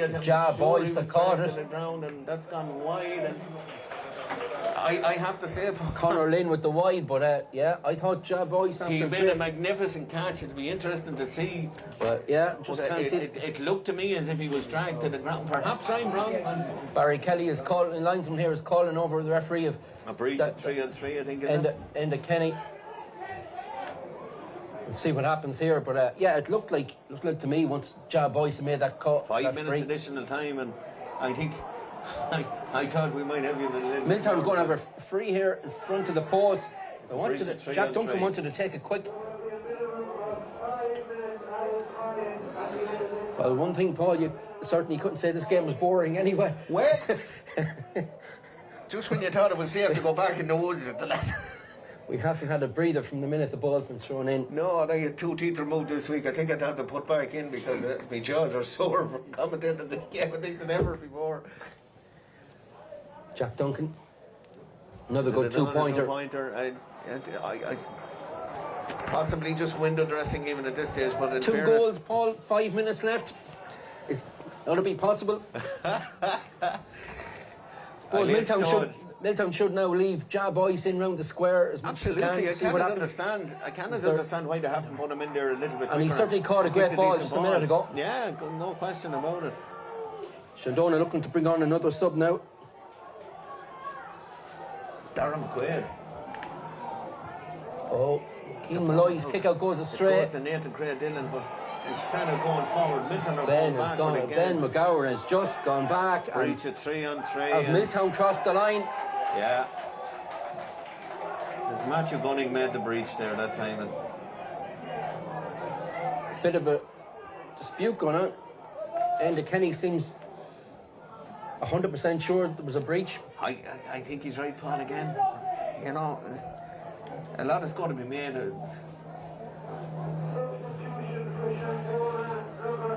In the middle of it all, Shandonagh make another substitution. And one of my players in the game, Paul, is Conor McCrossan. He's going to come off now. It's going to be a free in. And it's a pitiful end to the game, Paul, I have to be honest with you. A bit of disarray. 13-on-14, it's just an absolute mess here at the moment. And through no fault of the officials, Paul, let's call the spade a spade. It's not the officials' fault that lads were sent off and lads are indisciplined. And that's another score that time for Ryan Donnelly. And he increases that lead to 16 to 15 points there in favour of Shandonagh. We're 32 minutes gone. I'd say we've about another 3 minutes left on the clock, Paul. Would that be fair enough to say? And just when we said Milltown had got it down to a 2-score game, okay, it was 2 goals, but lobbing a few balls in the square, and giving away a needless and back free with an extra man. So the gap's gone out now to 7 once again. Yeah. Jack Duncan was very close to the grass there. They're going to have to be careful here again for a non-breach 3-on-3, and the forwards that they have really. Dara Hines coming through. But unfortunately, Shandonagh have masked the ranks there. Hines trying his best there. Back to McGorn. McGorn looks up and sees Luke Gunning over on the far side. Gunning is going to have a crack himself, is he? He is. Matthew, actually. Boys trying to get to it. Oh! Goal chance there that time. I think it might have been the substitute, Paddy Kiernan got that one, actually. Yeah. Matthew Gunning with the ball in from that terrace That side. was a goal chance, Paul. Yeah, and there, you said that. There was just the 2 goals in it a minute ago. Paddy Kieran with the point. We still have 2 minutes to play. Are we going to have the greatest resurrection since our Lord? I don't see it, to be quite honest with you, but you never know. Certainly We've has. had Shandonagh stranger were teams. 10 or 11 points ahead at one stage, so Yeah. it was done and dusted. Conor Gibney, great Conor catch. Gibney, a great catch. And Conor Gibney has played his part today, in fairness. Probably the best of the Milltown defenders here today. The attack here now. Interesting if Jack lets this into the square. That's exactly Which his he does. modus operandi here. Oh. That's an interesting wide. And just when you wanted the ball to go into your forward line, Paul, it's a 7th wide, 7th bad wide for Milltown. And Yeah, that'll kill it now. Shandonagh will take their time. Keane Malloy will take his time with this kick out. yeah, Yeah, the momentum was there. It would have been just interesting if Jack Duncan had let that ball in around the square. See what would have happened. Could have set up a grandstand finish. Cian Malloy now. We're into the last minute of additional time here. Ball down the centre. Gibney goes up for it again. Gibney does well to get a touch on it, and eventually it does come to a Milltown man. That's Dara Hines. Dara, over on the far side of the field to us here in the press box. Gets it into Gunning now. Gunning, he's on the edge of the square. It's, of course, it's straight back across the goal. It's a goal. It's a goal. Ja, boys. Going to give it? Yes, yeah, he's given the goal. He's given it. I think he actually might have did run into the square, Paul. Paul Law lies now on the clock. Referee Enda Kenny had signalled 5 minutes added on time. Oh, the kick-out's gone short, Paul. Milltown just a goal behind here, and the ball's coming back into the square. Is there anything more this game is going to offer us today? There could be. I hope you're not reporting this game, Paul, because you'll probably have 4 pages in the topic to fill. This is interesting to see But what it happens. is a chance. The 35 it is a minutes chance. are up. There's only 3 points in it. Milltown have come back from 11 points. 11 points in deficit, Paul. Matthew Gunning just checking to see what he can actually do here, because time is up. They need a goal. It's gone to Jack Duncan at this stage. They're trying to work it short by the looks of them. Yeah, it's Conor Gibney on the ball. Back to Duncan. And it's Cian Malloy with the save, and it's over, Paul. It's all over. It's over. What a finish. What a finish. Yeah. Cian Malloy having to turn the ball away to prevent his team and get them into the final, prevent a goal from the game from going to a draw when Shandonagh led by 10, 11 points midway through the second half. It's been a sensational game here, Paul. Well, if you wanted talking points in the game, Paul O'Donovan, I mean, you could nearly write a novel about all the talking points in this game. Some of them of the quality variety, some of them maybe of not so much that variety. But look, we should concentrate on the football, and the bottom line is that Shandonagh were the better team here today, Paul. Yeah, scoreline probably doesn't reflect the differential between the sides today. I think lack of discipline from both sides possibly is something to say. But look at from the footballing point of view, I think Shandonagh were comfortable winners here. The official scoreline was only 3 points in it, but they had all the aces here today and played a magnificent game from start to finish, and with most of it with a player less than their opposition. Yeah, just going to say that, Paul, having played the match for a long period with the player less after the sending off of Dara Conway in the early 15 minutes of the first half, then, Shandonagh was still the better team all through. And, I mentioned before the game about the threat of goals, they scored 15, 16 goals in this year's championship, and again, they could have scored 3 or 4 today before they actually got their first goal, with Tom Malloy scoring that. And, Alan Garrity and Milltown goals have made 2 great saves during the game as well. But Shandonagh, just had that extra quality. As we said at half-time, they looked actually like a team capable of playing senior football here in Westmeath. I think one of the pivotal moments of this game was Milltown were just kind of making some sort of recovery, and the next thing was Shandonagh break down the field. Danny Scanlon gets the ball, slips it into Matty Scully, and it's in the back of the net. And I think, for me, that was the pivotal moment of the game, and a crucial score at a crucial time that really settled the occasion here today. I know the scoreline will show a 3-point win for Shandonagh, but I think the game was settled almost at that point. Yeah, and then of course, look, you can't get away from it. We had the other sending off then, and we had a bit of a row, and it's spilled over here, onto the players and substitutes and that. unfortunately, but look, it calmed down again, and when it resumed, you know, Milltown finished strong, never gave up, got back into the game, couple of good 2-pointers, and and they came right back into the game. And look, we had a grandstand finish. Maybe a couple of minutes earlier, if Jar Boyce had got the goal that he got, if he got it with 3 or 4 minutes left, it could have been, you know, a thrilling finish. Possible penalty, Paul, you know. But that mentioned no, as well. That's been extremely overly critical of Andy Kenny.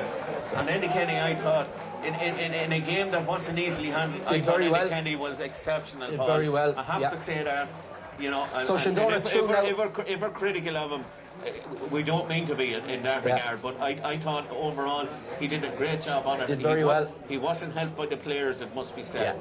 Shandonagh through now to the final against Clare, and we saw what they produced yesterday. They'll feel, I would suggest Shandonagh would be more interested in what's going to be said in committee rooms over the next couple of weeks as to suspensions and stuff like that, Paul. Yeah, but look, that's out of their hands, and that's out of their hands. It's set for a cracking intermediate football final again this year. One very hard to call. Shandonagh relegated last year from senior, trying to get back up now in the final against Clare again, who've been knocking on the door for a couple of years now and promising to get up themselves. So, you know, today it belonged to Shandonagh. Luke Tynan just coming off the field there, Paul. Excellent game. Player I have to mention today, I thought he was absolutely exceptional. I thought he had a great game. Adam Traynor as well, superb. It was the Shandonagh defence that surprised me today because they were so poor here against Clare, but today they were watertight. Ben Traynor, I thought, had a really, really decent game. But my man in the match, and by my man in the match by a long, long way today was Danny Scahill. Yeah, he had a great game and just showed why he's on the Westmeath panel, caught some great possession and drove at the Milltown defence. Every opportunity he got it. If he didn't get it free, he laid the ball off to the shooters and they got the scores. And he was instrumental in their win today. It was, you know. So, and that was the difference, Paul. The shooters got on the ball today for Milltown and made the most of it. Yeah. Milltown shooters didn't get enough on the ball, in my opinion, and probably just didn't do enough. They did later in the game, but it was too late. The likes of Jack Duncan played very well for them from the start. You know, he kicked some great scores and got 2-pointers at the end. Conor Gibney came more into the game as it went on, but at that stage they left themselves far too much to do, and you know, fortunately it wasn't to be for them. No, and they'll be disappointed with their performance as opposed to the result here today. You know, they will know themselves that today they just didn't play up to the levels that we know they can play up to. And we mentioned earlier, you know, like Conor Dillon, a huge loss for Milltown this year. You know, see him out on the pitch and you know, encouraging them on from the sideline. We would love to have been out there, but you know, as I said, they played very well this year without him. He's an inter-county player that you know, Milltown just can't do without those players. No, they can't do without those players. No team can do without a player of the calibre of Conor Dillon. And you know, having said that, you know, we have to look forward to a final. We have to look forward to a final now between Shandonagh and Clare, and an intriguing game that's going to be on the back of Clare giving Shandonagh a 21-point beating, Paul, already in this championship. I don't think there's going to be 21 points in the final somehow. Yeah, it was 217 to 1-3, you know, and Shandonagh just didn't turn up that day. You know, they arrested a few players and that. But you know, look, they were back to their very best today. There's no doubt about that. Absolutely, and it was. And we have a Clonford press box here at the moment, so we'll probably sign off here. There's several discussions going on here in the background. So we're going to probably sign off here for today. On a red letter day for the Blues of Shandonagh, they won here on a scoreline of 216 to 116. The scoreline probably doesn't tell the tale of the game, and for those of you that were looking for the replays, I would suggest you watch this one because it's quality stuff from start to finish here this afternoon. But it's Shandonagh that will meet Clare in the Shay Murtagh Precast Intermediate Football Championship final here in a couple of weeks' time. Magorjacus do Shandonagh, August Covrone, the Milltown. They'll be back again next year to play intermediate football. My thanks to Paul O'Donovan on co-coms here. Thanks, Paul, for your insight into this game, and indeed to Ollie Gallagher on camera, and to Mark Pitham over in Solihull in Britain. And we look forward to the second game here on the doubleheader. It's the Senior Football Championship semi-final between Mullingar and Shamrocks and the Downs. Ray will be with you for that one. Do stay with us here near VTV. For the moment, from TG Cusick Park, it's Shandonagh Bannock. TEG, proud sponsors of TEG Cusick Park, serving aviation, biopharmaceuticals and medical industries across the globe. TEG has been to the fore in the fight against COVID-19 with our customers and partners. A local business employing local people. Visit teg.com/careers to learn more. Wishing all our GAA patrons a safe passage through the championship.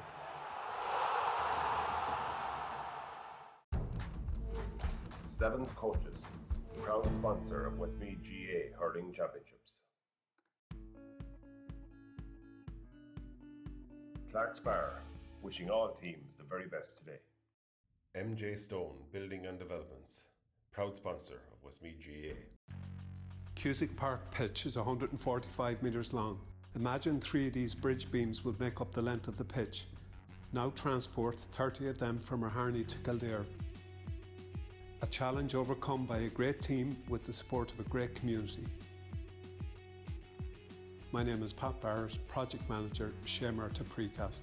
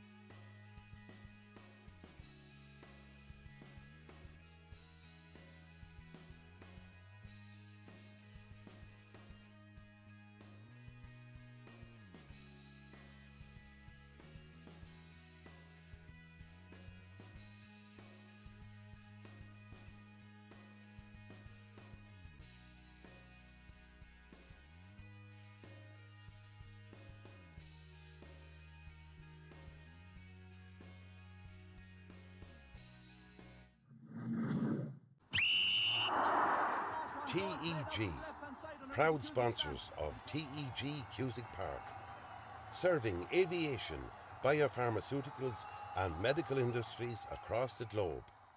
TEG has been to the fore in the fight against COVID-19 with our customers and partners. A local business employing local people. Visit teg.com/careers to learn more. Wishing all our GAA patrons a safe passage through the championship.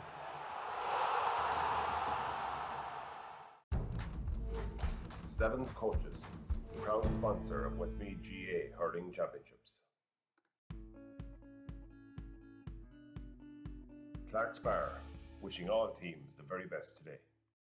MJ Stone Building and Developments, proud sponsor of Westmeath GAA. Cusick Park pitch is 145 metres long. Imagine 3 of these bridge beams would make up the length of the pitch. Now transport 30 of them from Harney to Kildare. A challenge overcome by a great team with the support of a great community. My name is Pat Barrett, Project Manager, Shay Murtagh Precast.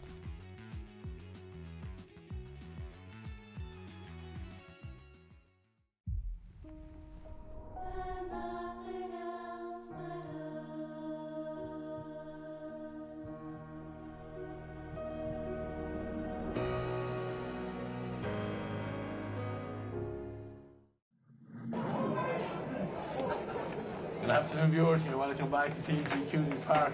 So we're all set for the second of the Shamrocks Senior Football Championship semi-finals.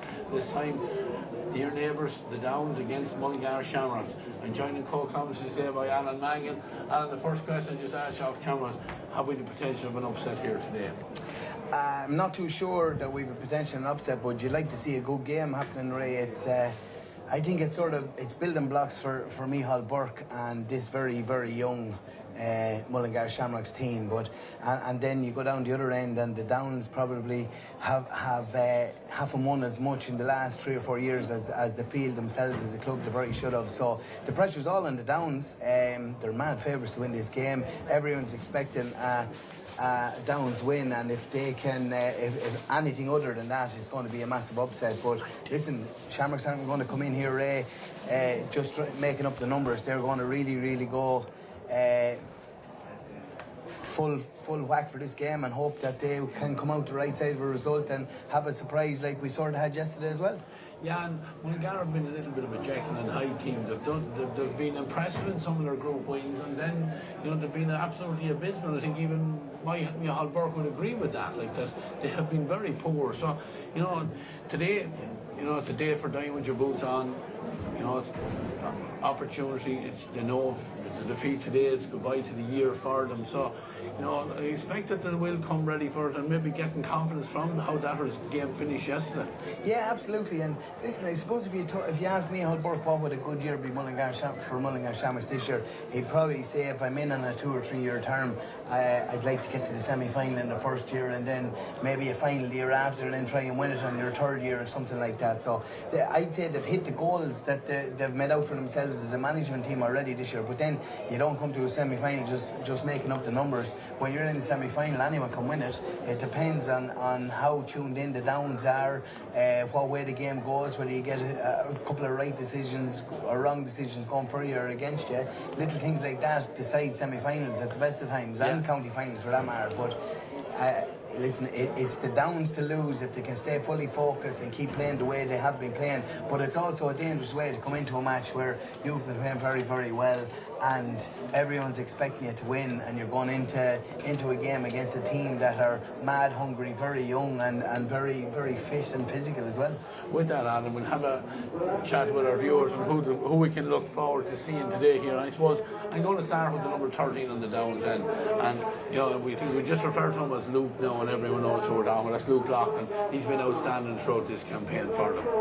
This fella's up there with the best of them of anyone that's ever played football in Westmeath. He is absolutely outstanding with the new rules and everything. They suit him down to the ground. So we really have to try and keep him injury free. That's the thing for Westmeath. Like none of us in here are Downs clubmen, but for Westmeath's sake alone, we need to keep him. Need to keep him injury free. But he's a phenomenal footballer, absolutely outstanding in terms of in general life. He's turned himself around and deserves everything. A young fella that puts his head on the block the way he has done and turned his life around the way he's turned his life around, but also continuing playing just phenomenal football and hurling for that matter. So he's a credit to himself and the club. But today they need a big game out of him today, because it's going to come down to whether the Downs are tuned in or not, and if they are, it's very hard to see them unbeaten. But it also comes down to the way that he plays. If he's an off day, anyone could win this game, but if he's on song, it's very hard to see them not winning. Yeah, and on the other side then, a player I want to mention as well, another very experienced player. I've been very impressed with throughout the campaign, and that's the number 9 from Mullingar Shamrocks, Dara Daly. Listen, this fella is, I suppose he's been through the ringer with injuries in terms of his back injury and stuff like that, and legs and knees or whatever, but he's a real stalwart of Mullingar Shamrocks Football Club. I'd say he's probably in his mid-30s now, and but he's still foraging away for the club, and but he's also been helped out. Like they're like the twin towers in the middle of the field.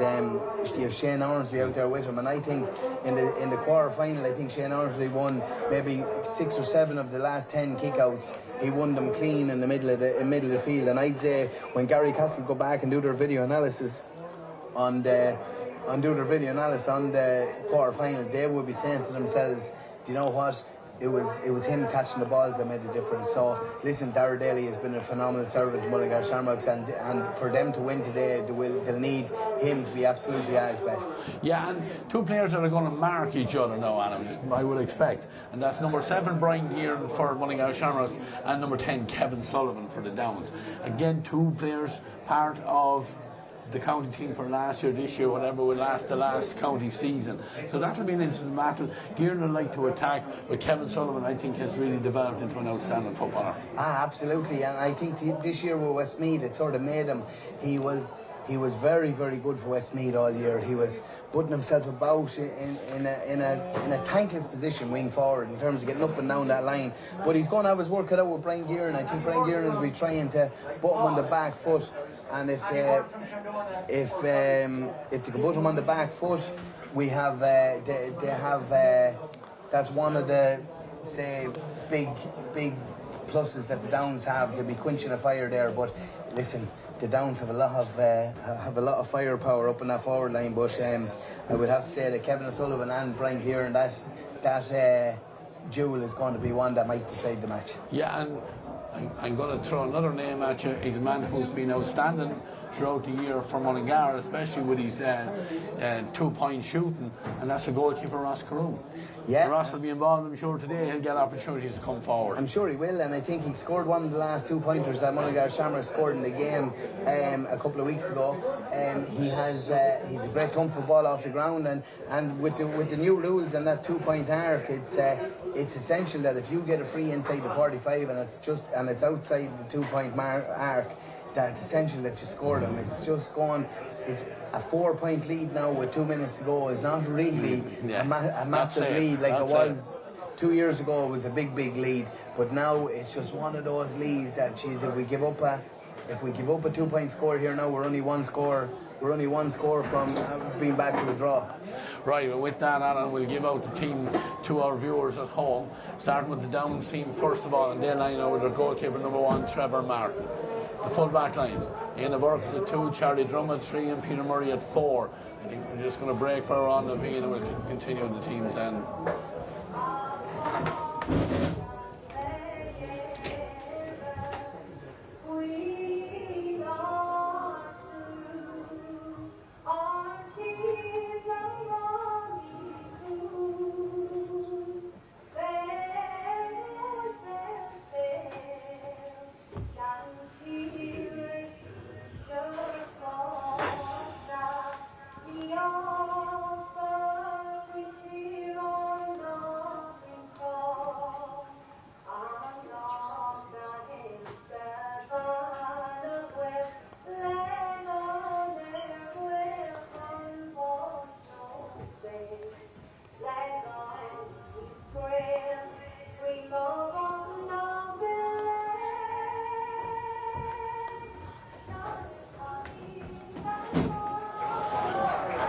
the half-back line for the Downs, Oisin Murphy at 5, Kieran Nolan 6, Joe Moran at 7. Middle of the field, Johnny Lynham is 8 and Billy Moffat is 9.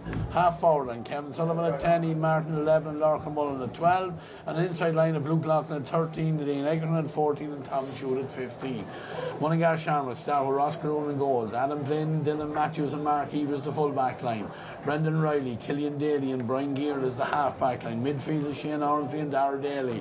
Half-forward line, Donnacha Maguire, Patrick Fagan and John O'Reilly. And an inside line of Effie Sayodi, Dennis Caroon and Dean Moore. And the referee for today's game is Andy Kelly. He's just checking. Quite a nice crowd gathered here in TG Cusick Park. It's dull, no breeze as such to talk to. Condition is in perfect condition. And Enda has his underway. And the ball, Johnny Lynham breaks it down. And it is the Downs. Two players are almost getting involved there. There's Kevin Sullivan with the first possession. Kevin, nice ball inside. Gathered there by Dean Egerton. Dean would have been afforded a bit too much space there for Micheál Burke's liking, and now Luke Loughlin's on. Luke, little ball in over the top, kept in play there by Ian Martin, good tackle on him, and he has to come back towards Dean Egerton. Egerton back out now as far as Lorcan Mullen back now to the right half back, that's Oisin Murphy, and they go right across into the centre where Johnny Lynham has it. Johnny waiting for Joe Moore to come on the loop round. Joe managed to duck under attack in there, puts it back now to Lynham. Johnny thought about taking on the two-pointer, then just thought better of it and moves it back as far as Oisin Murphy. Murphy forward to the 45-metre line and stops there. Team's going 1-1 early on. Alan, no one really allowing any space to develop yet. Downs door nice and they're comfortably in possession. They're coming forward again here with Johnny Lynham. Lynham about to be closed down by Shane Ormsby. He just turns, pops it back to Kieran Nolan. Nolan sets up the attack again. This time it's fired in a little bit of injection of pace into the whole thing. Tom Shute was the man that gave the ball in. Referee has his arm in the air. He was playing an advantage there from foul on Dean Egerton, and the first opportunity for the Downs. Yeah, they were very patient. Mullingar Shamrocks set a line out around the outside of the arc, hoping to keep them out. But if actually Dean Egerton had slipped the ball back to Tom Shute, he was in one a moment, the goalie. So I think Mullingar Shamrocks are quite happy to give away a free there and just get back out only with one score. But here we go with Luke taking it. Luke on the 20-metre line gets the scoreboard ticking over, no mistake from that.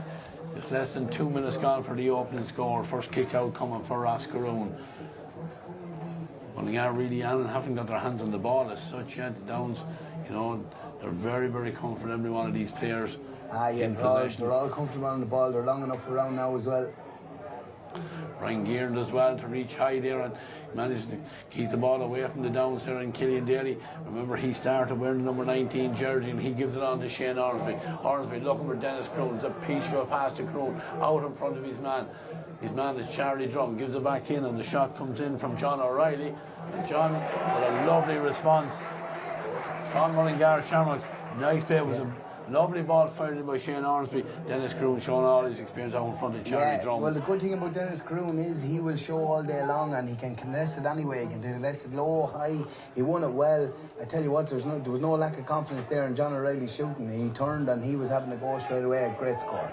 The Downs work the kick out short. It's here now with Peter Murray. The entire full back line has handled the possession there. Oisin Murphy now pops it on now as far as Ian Martin. The Downs still without Andrew Kilmartin. He's carrying an injury at this stage. I don't think he's even listed on the subs bench, so he's a loss to the Downs, but they're coming forward. Luke Loughlin has possession. Luke from just outside the arc. Gets the shot him. Don't think he's going to have enough on it. And Ross Caroon steps out, takes control of matters. Mullingar put it through the hands there, and eventually Mark Evers just straightens the line and heads out with it. Ormsby's there available. Pops it off straight away on Brian Gear, and his first real opportunity to get his hands on the ball. On now to Paddy Fagan. Paddy, he'll take on his man at every opportunity with the Downs working so hard. 4 players then getting back on Fagan. Johnny Lynham gets a hand on him, but then the ball fired in. It's a little bit aimless up in the air.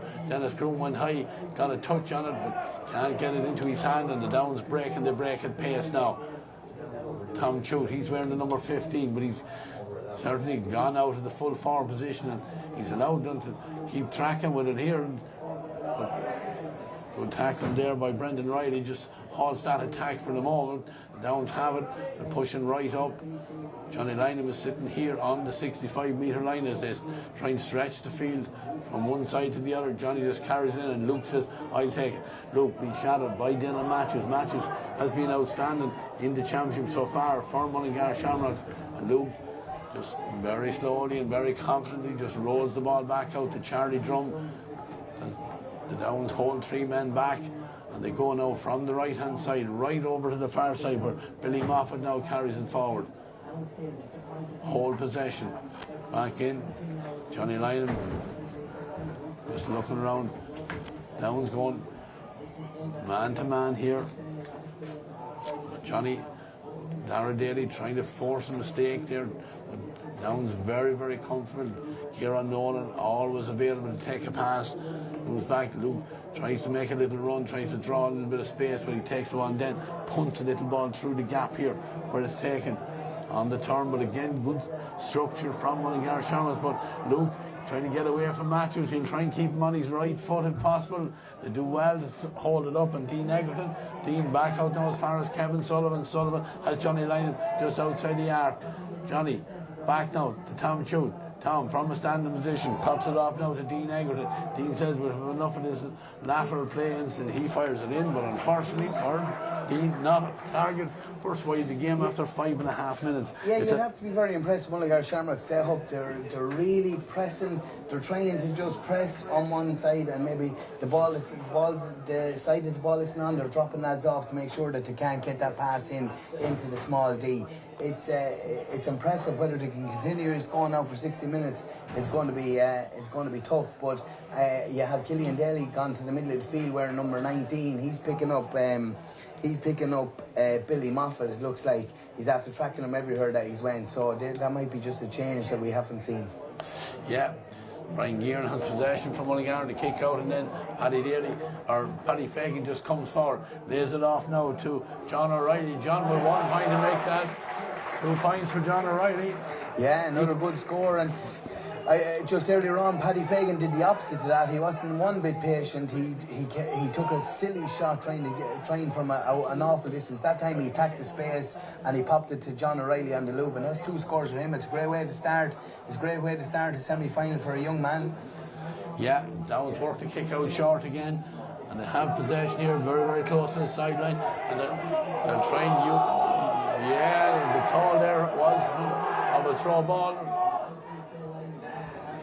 Just one of those things, Ray, where he just got caught in possession. He's a big man, all right, but he's young and it's just his strength. He wasn't able to get out of that. He wasn't able to get out of the tackle. Yeah, and Mullingar get the free and get possession. Shane Ormsby carries it forward and back now as far as Effie. Effie just pops it off. Effie was listed to start at 13 on him, but I don't think we've seen him more or less. I don't think he's ever played there in his life. Throughout his career, he's known as a defender, so let's see. But he's back wing back. Yeah, he's actually in the corner forward position, but Dara Daly, he just didn't have the patience required there either. It was a 2-point attempt, but unfortunately... Yeah, it's not his forte shooting 2-pointers. Unfortunately for Dara, it was poor decision making from a man of his experience. Trevor Martin with the kick out over on the far side, almost intercepted there. Killian Daly got hands on it, and he'll be disappointed he didn't hold on to it. It's gone out over the sideline over on that far side of the field. Line ball for the Downs just outside their own 45. Yeah, sort of a lack of football, probably, Ray. He's been injured a bit throughout the year, and it was probably a lack of football that caused that little fumble. But listen, the one thing you'll get with Killian is going to be effort and endeavour, and he'll be full of effort. There's no doubt there.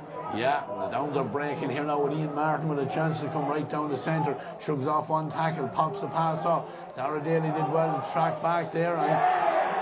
Referee laying down a marker, not giving anything easy there. The Downs took the ball into tackle. They were expecting the free, but Enda Kelly didn't give it and gives the free out now. Donegal Maguire hasn't been tackled hard here by Luke Loughlin, but he does very well. And then this time the referee does give the free. John O'Reilly was heading away with it. I was only after giving out about Dara Daly's decision making, but it was massive work rate for a man in his mid to later 30s, and he worked the whole way back and he got the man to ground and overturned it. So massive work there from Dara Daly. Yeah, Dara's back in possession again here. He's on his own 45. He looks up. Dylan Matthews is ready and waiting for the pass here. Dylan, he'll charge forward at every opportunity. Gives it on to Effie. Effie, loving left foot of ball down the line. Dean Moore. Dean, he'll show on front all the time. He has possession here. Trying to get away from Anna Borkin. Anna did enough to put enough pressure on him, and that one left and wide. No. We're 9.5 minutes almost on, and 2 points. So Micheál Burke will be happy enough with how things He have would gone. absolutely. He'd be definitely happy with the way the first 9 minutes have gone. But another case there of Dean Moore, first ball he really got his hands on in the first 9 or 10 minutes, and just trying to do something. Them sort of balls, when you're in a position like that, I've been in it a lot of times himself. You just have to do something simple. You just have to do something simple and make sure you retain possession. Yeah, from the kick out, it breaks him down inside, and Effie is there to pick it up and gives it into Shane Ormsby, who transfers it quickly into Paddy Fagan. Paddy has Killian Daly on the run. Then he comes inside. The referee seen nothing with the tackle. He's gone free, down, yeah. but now he is given the free. Good work there. Shane Ormsby, big man.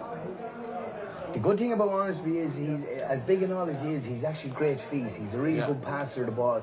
And that was a massive ball, a great ball in through. He sort of threaded it through an eye of a needle down into Paddy Fagan. And I didn't think he was going to slip it, but he did it the last second. And there's a blood sub coming on here. Yeah, Conor O'Brien coming in. Dara Duncan McGuire is gone off. But it's just, it probably was a free, but I'd say the Downs would be thinking themselves, it's not a bad free to give away either. Yeah. First opportunity for Dean Moore. Dean with the right foot. Makes no mistake. Taps it over the bar. 3-1 for Shamrocks, who are just coming up towards the 11th minute. Don't know if McGuire down below us on. I didn't see what the incident was, but he seems to be only I think it was on the tackle with the Luke last down. kick out. He got a fist to it, Ray, and I think the fist coming the other direction might have just clipped him.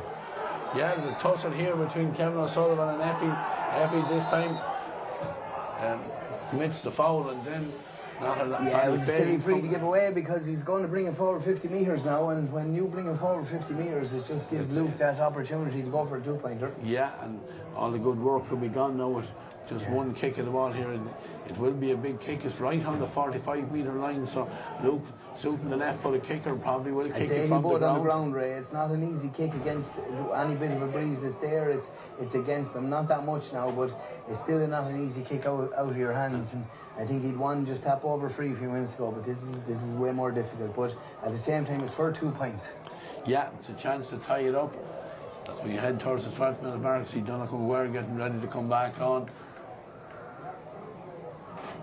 As Luke will watch him with the left foot, and the old commentator's curse on it never fails. Drags that one right and wide, no problem with the distance, as Donnacha McGuire makes his way back in.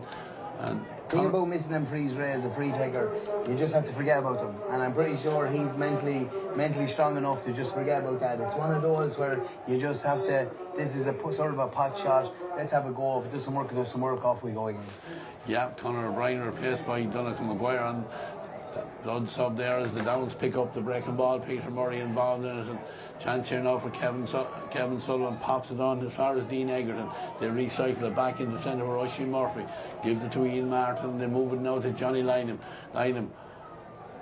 with a teammate spare over on that far side close to the line, but Lynham, instead of going left, just holds the possession. Joey Moore was there, I think, available to take a pass, and then Tom Shute takes it, and Tom invites Kieran Nolan onto it.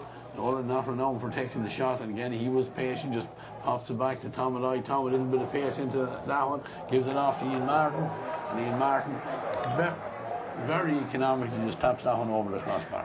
Listen, the thing about the whole of the Downs forward line, if you give them a chance like that 20-30 yards out straight in front of the goals, or just even to one side, they're all capable of putting the ball over the bar. Unlike a lot of other forwards lines in Westmeath, these boys can do it.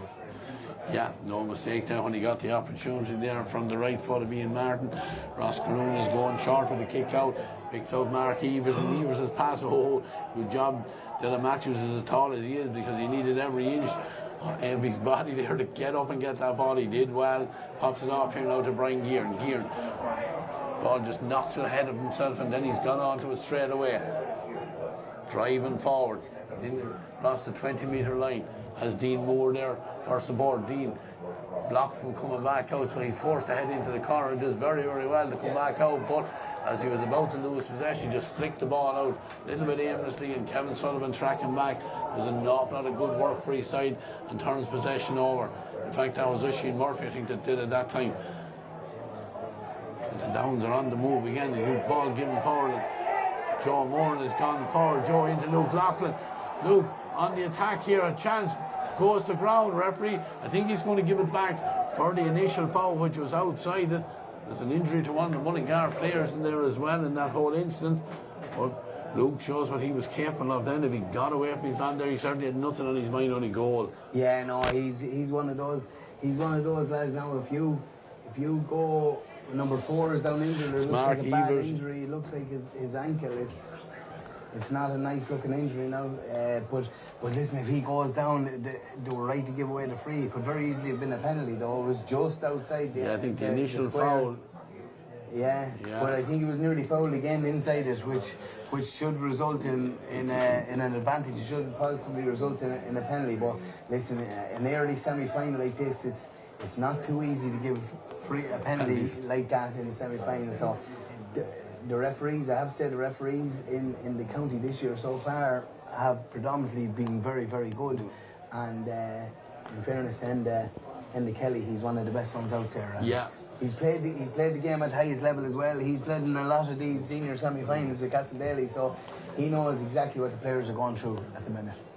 Yeah, there's a little bit of a worry for Micheál Burke and his management team down below here. They're discussing it. They got men up almost immediately to get warmed up.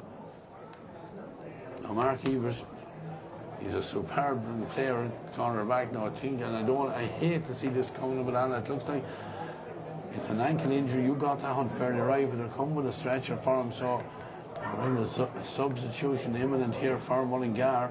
Mark just making his way off behind the goals. Yeah, he won't be coming back on anyway, unfortunately for him.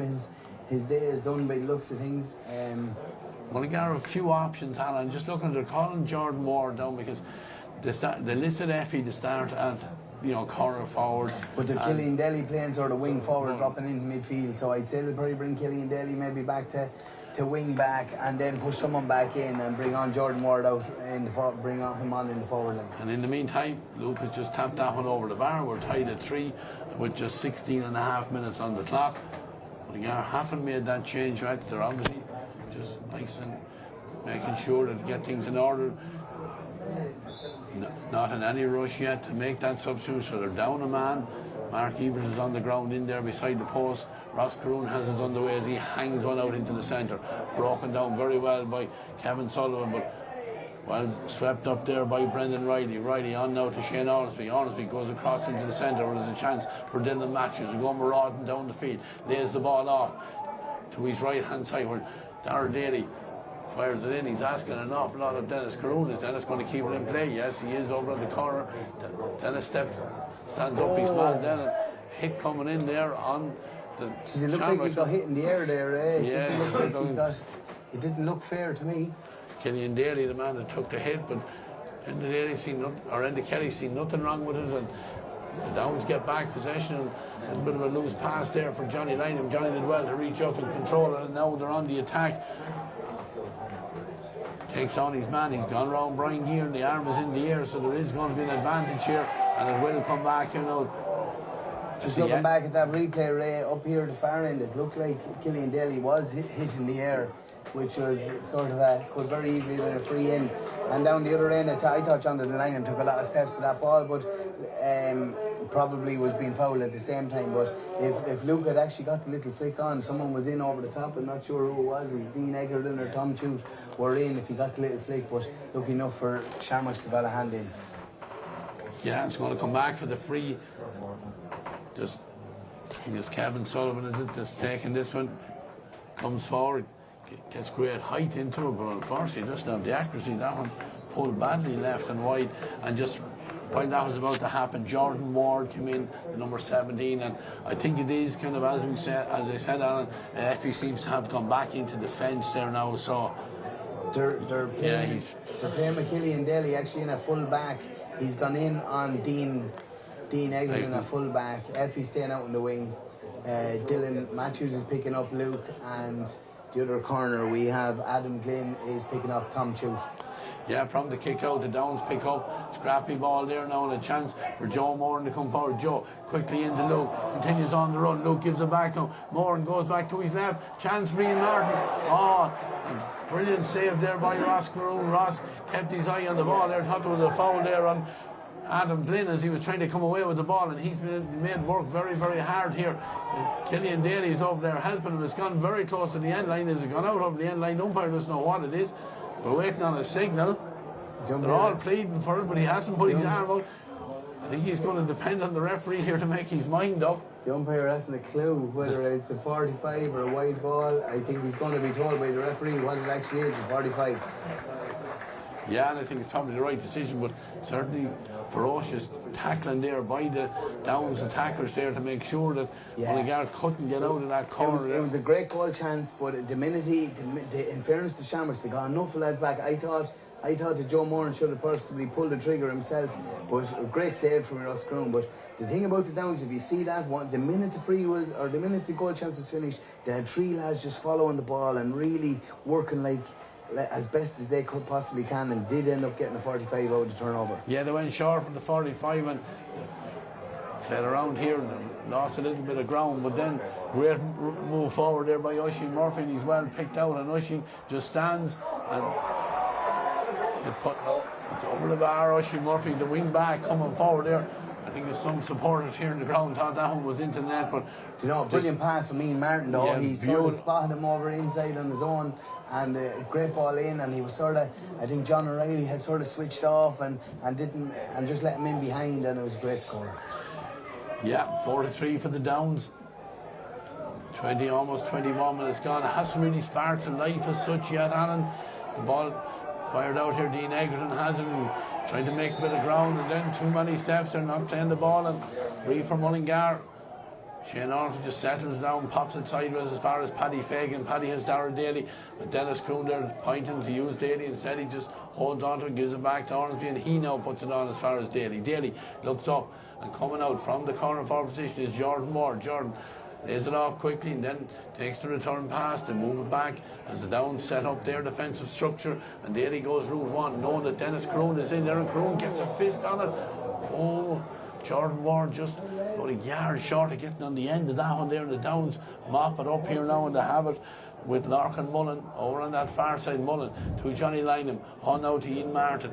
Downs, you can see them breaking forward now in numbers as Martin carries this one forward. Has to hold it, tries to get by Paddy Fagan. He tugs at the jersey, but Martin is strong enough to keep going. Pops in over the top now to Billy Moffat. And a good tackle there by Adam Glynn. The ball is very close to the sideline. It's gone out over the sideline, and he's not saying it's going to be a line ball for the Downs. Luke is going to take it just outside the 20-metre line. Looking around, seeing what options has he. Not going to take on the impossible shot or anything like that, so he retains possession, pops it back as far as Kieran Nolan.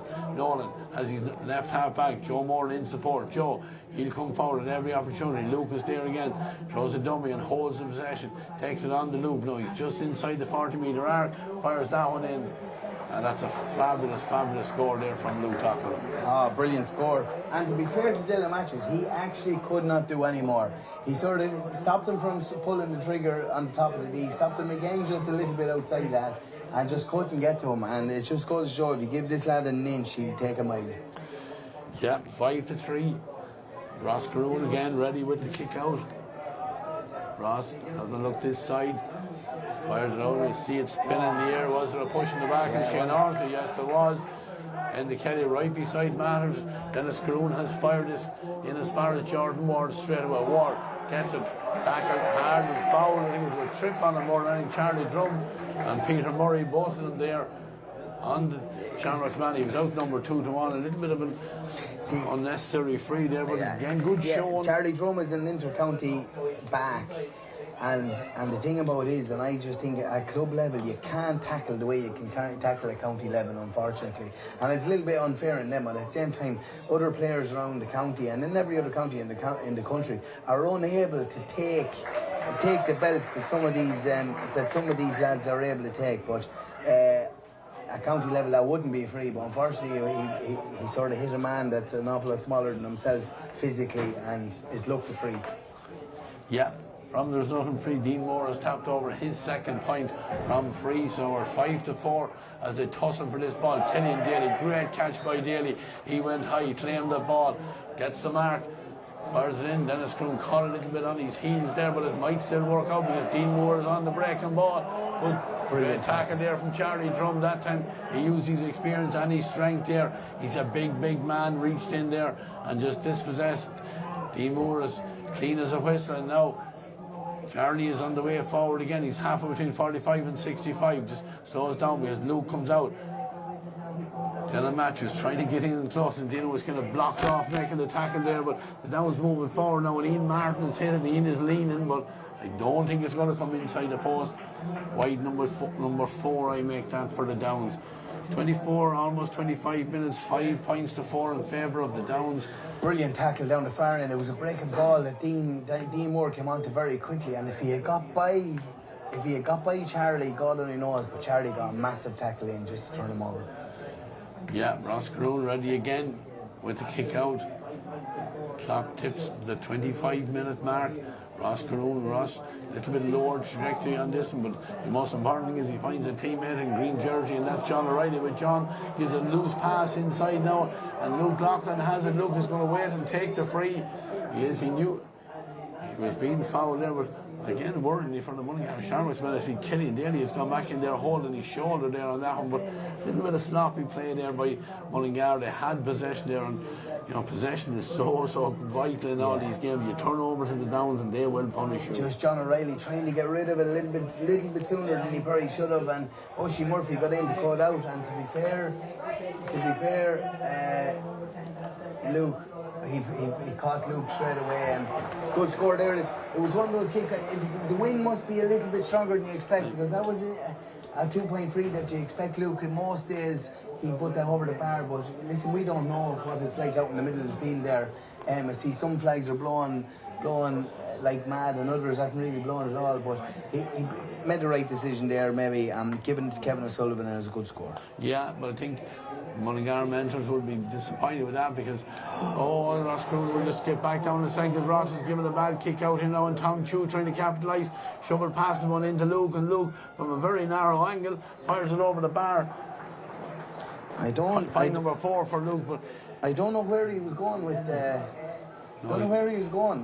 There wasn't a Shamrocks man anywhere near where he kicked it. I don't know if he was going short to the top of the D, but they're winning a lot of the break ball and primary ball out in the middle of the field. I don't know why he would go short down through the middle. He wanted to go short, go out to the wing, and if it does break down, they have a long way to get to the post. Yeah, Ross this time just puts his right boot through it. Johnny Lynham got up into the air, got 2 hands on it, but Donnacha McGuire does well to win that breaking ball and gives it off to Paddy Fagan. Fagan, down the line it goes, looking for Dean Moore. Very tight against him. Moore does well to get control out in the corner. He's trying to recycle. He's combining there with Dara Daly. He's heading back out now, and Paddy Fagan offers him an option. Fagan from outside the D. He gets it, fires it in. It's 2 points. It is a 2-pointer. Paddy Fagan with his first one of the game. And I'm just going to go back to the point from Kevin Sullivan here. Mullingar will be disappointed how easy he just ambled by them, took the short ball, and he was allowed to go in and get the point. Yeah, it was one of those, he just cut back in, but I'd say they were all expecting Luke probably to go for the free. They were all expecting Luke to go for the free, and they all just switched off, but it just goes to show if you're not tuned in all the time, it's going to be tough. Yeah, kick out is one there by Johnny Lynham, inside looking for Tom Chu. Good tracking there by Adam Glynn. He's a young man, he's first year at senior football, I think, but he's been absolutely excellent. Luke thought he was going to just pop that ball in over the head here. The tackles are going in thick and fast over there. Dylan Matthews is a tough little cookie. There's no... He could have went down there and he just continued on. Luke, it was a hard hit from Luke, but he didn't. There was no shying away. He took it and off he goes, no whinging. Yeah, and here comes Killian Daly down the line. Looks like he's been fouled there by Kevin Sullivan. He was indeed, but they break, they have the possession. Good refereeing again by Andy Kelly. Now Effie goes route 1. He's looking for Dara Daly inside behind Charlie Drum. Lovely ball, and the ball comes in, and it's in the net.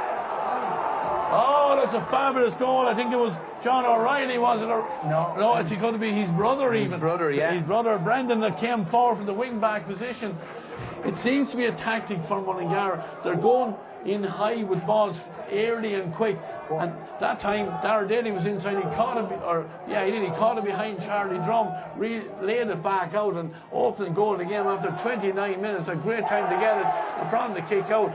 Another one, their young players, Donegal McGuire reaches high and get it, and a great score for the Shamrocks coming up to half time. Absolutely brilliant, and what a take from, and it was a great ball in as well, to be fair, from Effie. I think Effie kicked it in.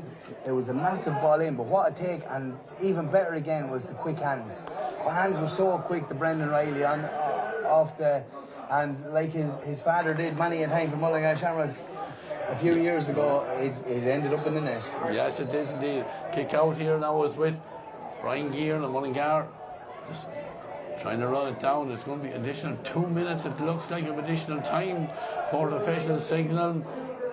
Well, Brian Gear has possession here. Gear goes across the centre of the pitch as players making breaks all around them, but Gear, great strength. Man who got the goal that put Mullingar into this semi-final, of course, has the possession. He needs a break now, so he'll pop her back to John O'Reilly.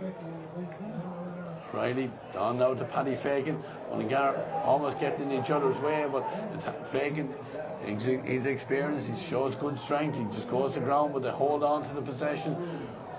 Shane Ormsby forced to go back onto his right side. Paddy Fagan is there. Fagan on to Dennis Croon. Almost gave that one away, but great experience from Dennis and holds the possession. And he's strong man. He just holds off any would-be tacklers. And now Paddy Fagan goes in. Darrell Daly's out on front. Daly goes to ground, but no free there. Charlie Drum does well to keep that ball out on front, and now they're on the move. But good tackling over there again by the man that got the goal, Brendan Riley, not allowing the Downs to get out with any great ease, but they still managed to hold that possession very, very close to the sideline over there. Oh, massive and work again, from Shamrocks. Great work from Shamrocks, and don't get the possession yet. Brian Gear is over there fighting, and now rewarded there with the line ball. But we seen it yesterday, Alan, from Curtin Kinnigan, the effort that they put in, and Shamrocks certainly took a leaf out of their book. Yeah, but they're really working hard. The Downs, like Charlie Drum was coming out there, he had absolutely no support from anyone else. He just ended up getting into a position where he just had to keep trying to go down the line. But the work rate from Shamrocks is unbelievable. It's they ask her, when it's your own club, man, are you going to get a tune out of them? And I tell you what, Michael Burke is definitely getting a tune out of these lads. Yeah, minute and a half of the additional 2 minutes played now as Dylan Matthews has a chance to come forward. Dylan, little ball into Fagan, he'll continue his run, but Paddy Fagan ain't going to get by that one there. Referee has been... That's 3 or 4 occasions that Paddy Fagan is after just bringing the ball into contact when he doesn't need to. Yeah, now there's a chance really needs to give it off. There's a chance for the Downs here as we head to the last 15 seconds, and the one man you don't want on the ball is Luke, but Luke just took his eye off it for a second, shrugs off the attention of Killian Daly, and then great vision as Oisin Murphy is here on the edge of the D, all on his own, all the time in the world. Point number 2 for the number 5. What a ball though from Luke. But the thing about it is Dennis Croon would be disappointed. Michael Burke would be disappointed with Dennis Croon that when they had a chance to double up on him in the far corner, Dennis stood off and just didn't go on. If they got doubled up, he had to come straight back out the line. But to give him a chance to turn and give it across. But massive half for Mullingar Shamrocks to go in at half time here, a point up when everyone was sort of writing you off. It's absolutely unreal. Yeah, it is indeed. 168 points. The goal from Brendan Riley, the big score of the half. Downs look impressive going forward, Alan. But I think one thing that Mullingar Shamrocks have done is they're targeting that full back line of the Downs with the high ball in there. They've Darrell Daly gone in there for now. They'll probably bring Dennis Croon back out. They'll alternate them. Paddy Fagan has been in under balls as well. Feel obviously there's a bit of a weakness in the Downs full back line, but Mullingar, it's 8 scores to 7, but the difference between the sides, Luke Laughlin with 4, Ian Martin with 1, Kevin Sullivan with 1, and 2 from the wing back, Oisin Murphy, who that'll be disappointing to me, Hal Burke as well, but they've been outstanding. John O'Reilly with 2 points, Paddy Fagan with a 2-pointer, Dean Moore with 2 frees, and the goal, of course, from Brendan Riley means that at half time it is Mullingar Shamrocks who have the narrowest of leads, 1 goal and 6 points, and the Downs 8 points. Myself and Alan, we're going to take a break.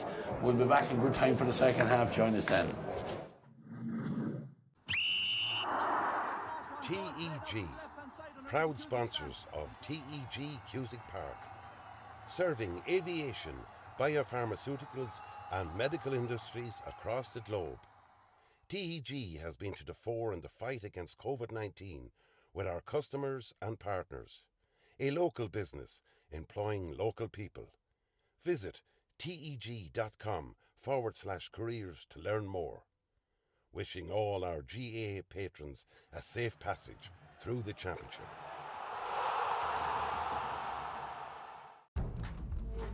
Sevens Coaches, proud sponsor of Westmeath GAA Hurling Championships.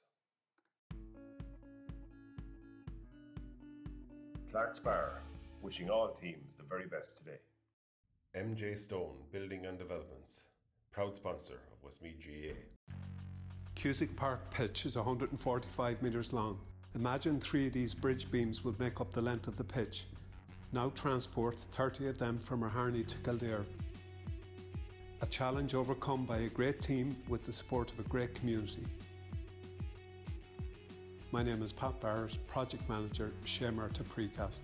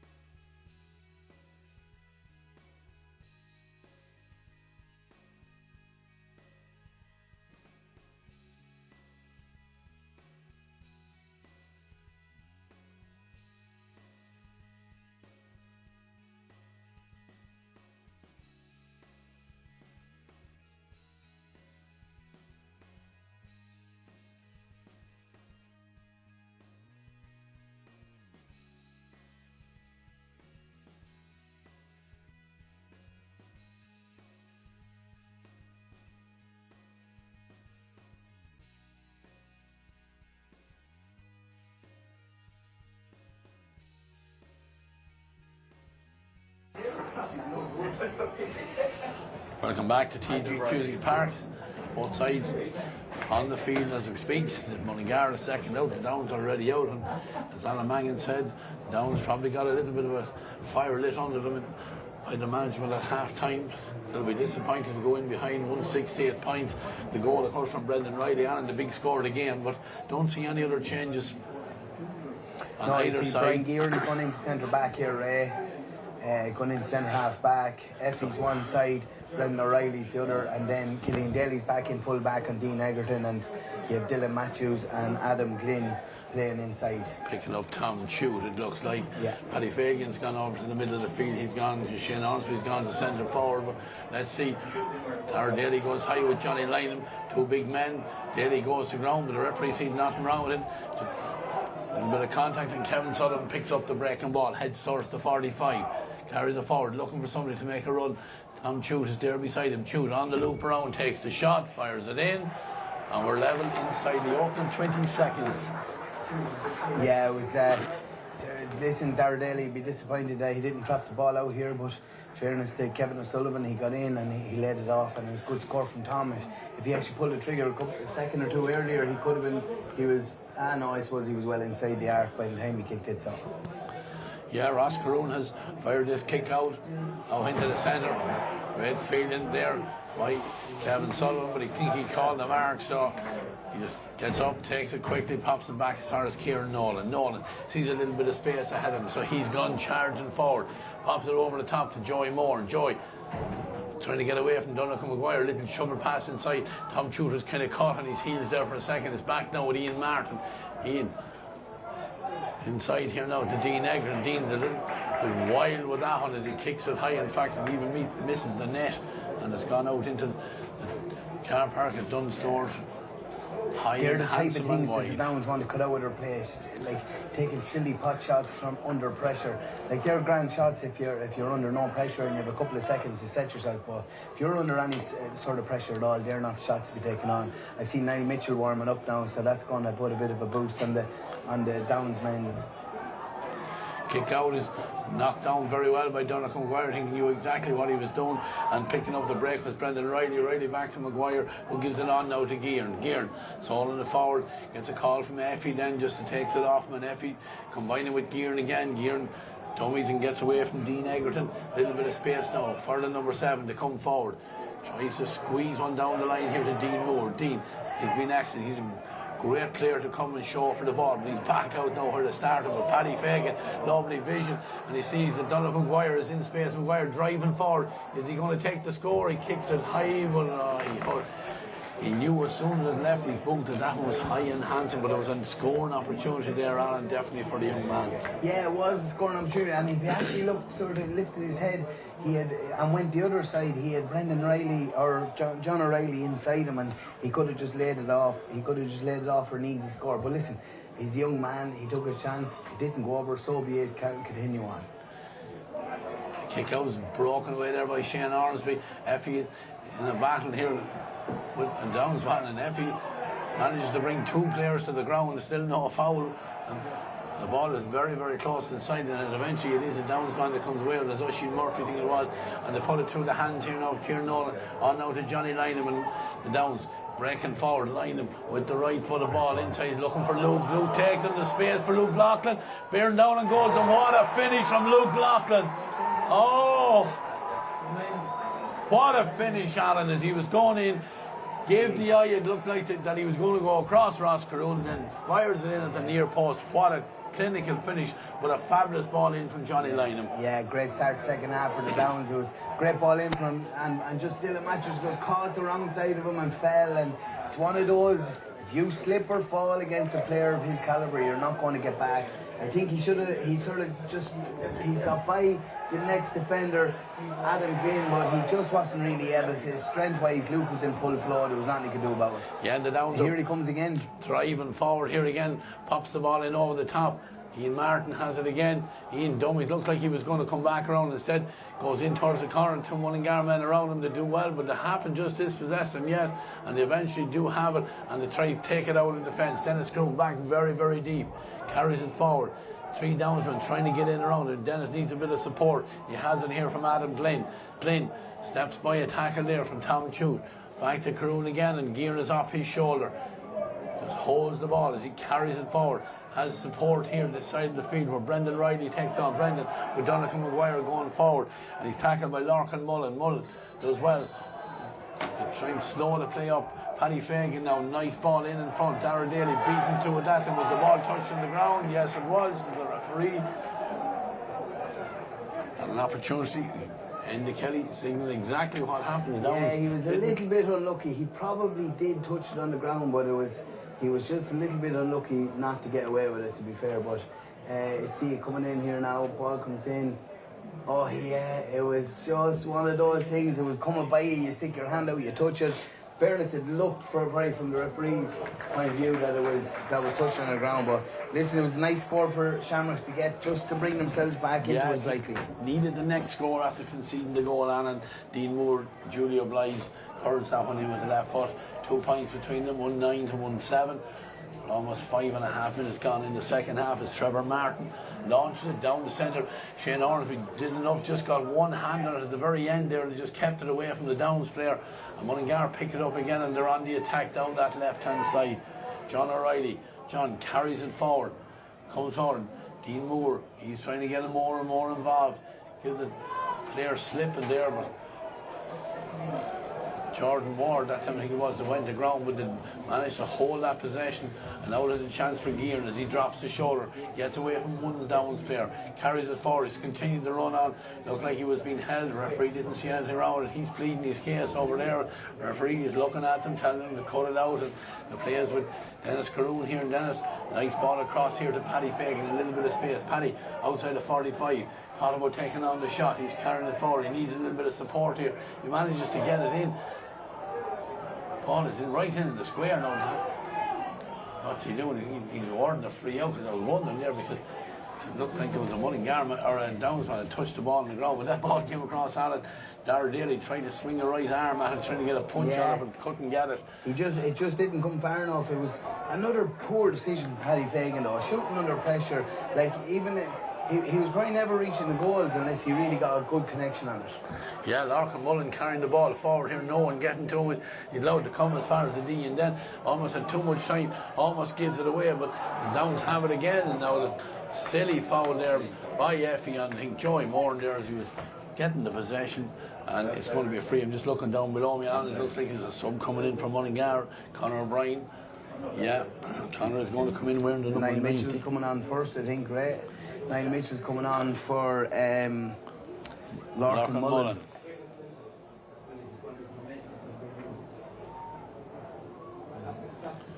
Good to see Niall Mitchell back on the field. We haven't seen much of him in quite some time, so he's obviously back fit and a bit of looks lean as well, and he's gone inside. Now Conor O'Brien is making his way on. We're waiting to see. Dara Daly. It is Dara Daly. He just looks to be struggling a bit, Ray, in terms of just he's barely able to jog off the field. Looks like a lad that's sort of sore and not in good shape at the moment. Sure he doesn't. Yeah, he's making his way off, but man, what a club man he's been, and what an effort he put in, gave everything to the cause here today. He's disappointed coming off. 3 between them, 110 to 1-7.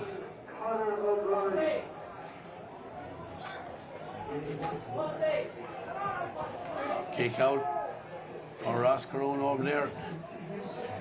Shane Ormsby went high, got two-handed. Effie has it. Effie can't get forward because they're holding on to him, and brings it back, and it's going to be a free. Dennis Caroon is going to take it 110 to 1-7.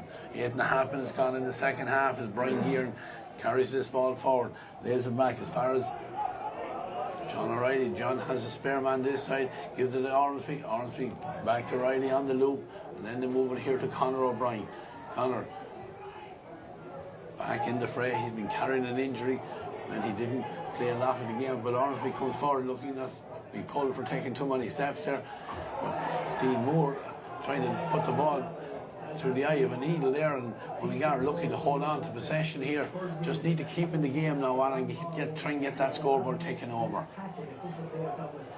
Jordan Ward has possession here. Jordan Ward has a trouble defender. Don't know what he has to do to get a free in all fairness. And then he gives a free against him for handling the ball on the ground. Seems a little bit harsh there. He's looking up very pleadingly at the referee, but never seen one to change their mind yet. And the Downs have taken the free, and Kevin Sullivan has it back just inside his own 65-metre line. Cross now to Joe Moore. And Joe trying to come forward.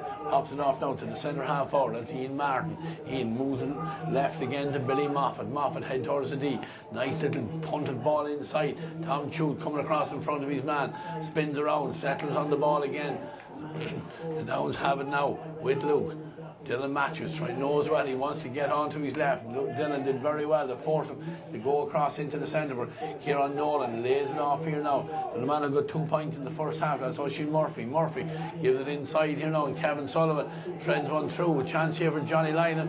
Johnny held up well, and Ian Martin then comes onto the ball, and Ian tries to give the pass away. Brilliant tackle there, Ray, from Killian Daly.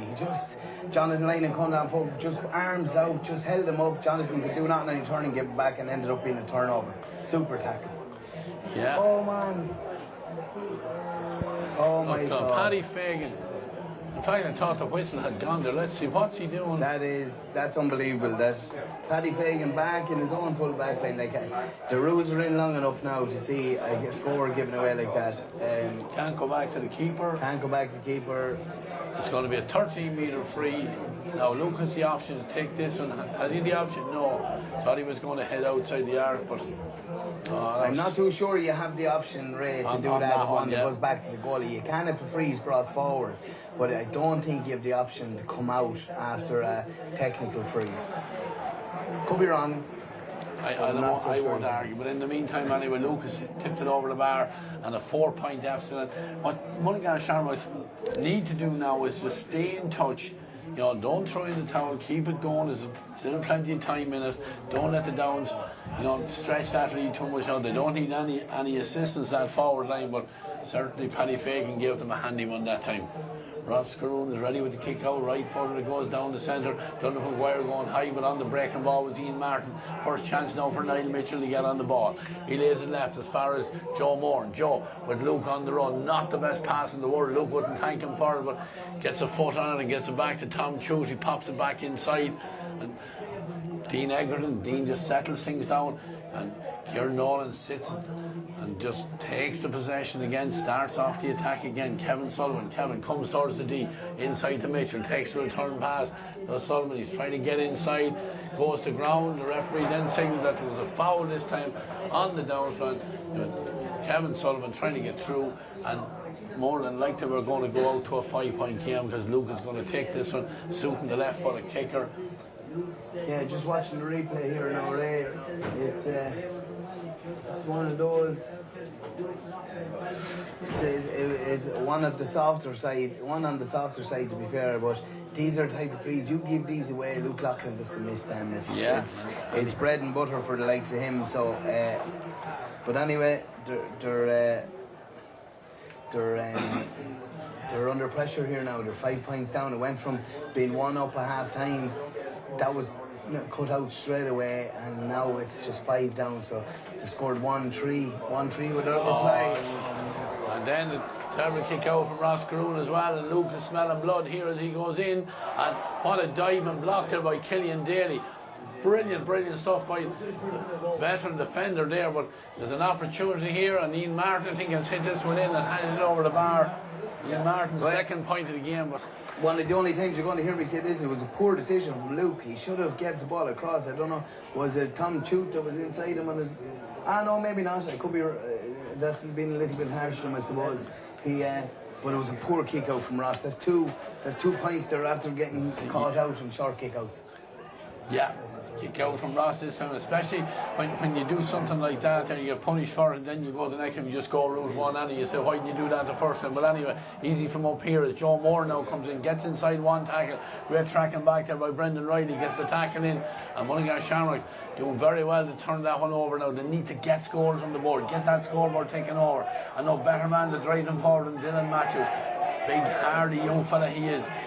bounces off a tackle, gives it off to Ormsby. Ormsby drives it in. Paddy Fagan is trying to get in under, but all under control there from Charlie Drum. Knew exactly what he was doing. Got up, had a man on the breaking ball and just tapped it down from him, and the Downs turned the fence into attack as Luke has it now inside the Mullingar Shamrocks 45. Ryan Gearan, he knows exactly what he's going to do, but he won't be able to stop him, and Luke pulls the trigger, and now it's starting to flow for the Downs. Yeah, it's just one of those that they just resort to the high ball, and Kieran Nolan loves that sort of thing. He'll drop back into the pocket, and anything that breaks off the full forward line, Kieran Nolan will swipe it up all day. And Charlie knew he was there. He'll always be there for a high ball that goes in. Charlie knocked it down, off to go down the field, and another score for Luke. Bread and butter stuff. Yeah, Conor Coughlin is about to be introduced here. There's another sub come from Mullingar as well. This time Davy Gavin is making his way in. Joe Moran is the man that's making his way off there for the Downs. I'm not sure yet who has come off. Yeah, he looks like a hamstring injury for Joe, and that's not a good thing for the Downs. That 2 weeks out from a possible county final, no matter who goes off injured today, is going to get hard to get back. Effie's making his way off. Davy Gavin wearing the number 6. David was listed to start, but obviously carrying an injury, and Effie just makes his way off a little bit disconsolately. But 114 to 1-7. Johnny Lynham starting to roll his skies now as he wins this ball and drives forward here now. Tries to get a reverse pass into Ian Martin. Breaks off Dylan Matthews' his hand, and Ian Martin gets it. And Ian Martin with his 3rd point, second in quick succession. And the lead has gone out now to 8 But even points. if you look at that score, wonderful catch from Jonathan Lynham, and he actually brought the ball into the top of the D, and Luke came across. Luke brought 3 lads with him. Easy pop pass over the top to Ian Martin, and a good score. The one thing about really impressive Ian Martin, there's 3 points from play from him. Doesn't miss any chances once he gets them. They nearly all go over the bar, to be fair to him. Philip Martin has now just been introduced in place of Tom Chute.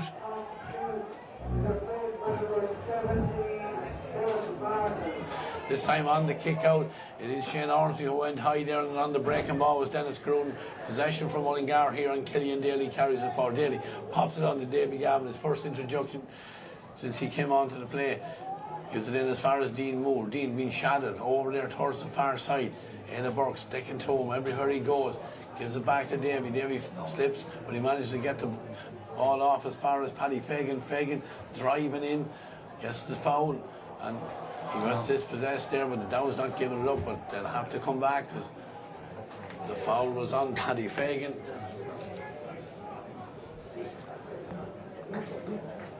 Clock slowly ticking away into the final quarter of the game. 8 between them now as Dean Moore going to take this free. Dean is 3 from 3, hasn't been on the mark from play. Hasn't had much space, and he fires this one in and makes no mistake, fires that one over the bar. That's Dean's 4 point of the game, but all coming from frees. 115 to 1-8 as Trevor Martin has the ball on the 20-metre line. He's in absolutely no hurry to kick it out. Signals that, and now takes another couple of steps back, which really indicates that he's going to put his right boot through it, and that's exactly what he's doing. Over the far side it goes. Ball hops in on the top, and Downs onto the breaking ball. Is it Conor Coughlin? If it's inside, 2 players going to ground, no one. Referee didn't see anything wrong with it, coming together of 2 players, and the ball was kicked away, and Davy Gavin has it. But you see the work rate of the Downs players that time was Dean Egerton that time. They did absolutely brilliantly, coming out, tracked the Mullingar man, dispossessed him, and possession back now for Ian Martin for the Downs. All players back on their feet over there. Sorry, you have to admire the Downs work rate in the second half. The amount of turnovers they're after making, like Dean Egerton, it mightn't have hurt the score line. Well, another chance here. Oh! How did it not end up in the net? I think that was Conor Coughlin? Danger not gone. We'll have a look at that one in a second, because Ian Martin has just clipped his 4 point of the game. Jeez, it was a wonderful effort there. I think it was Conor Coughlin who came in behind. He took the shot, and I wouldn't mind, it nearly hit the post, came straight back at him and hit him.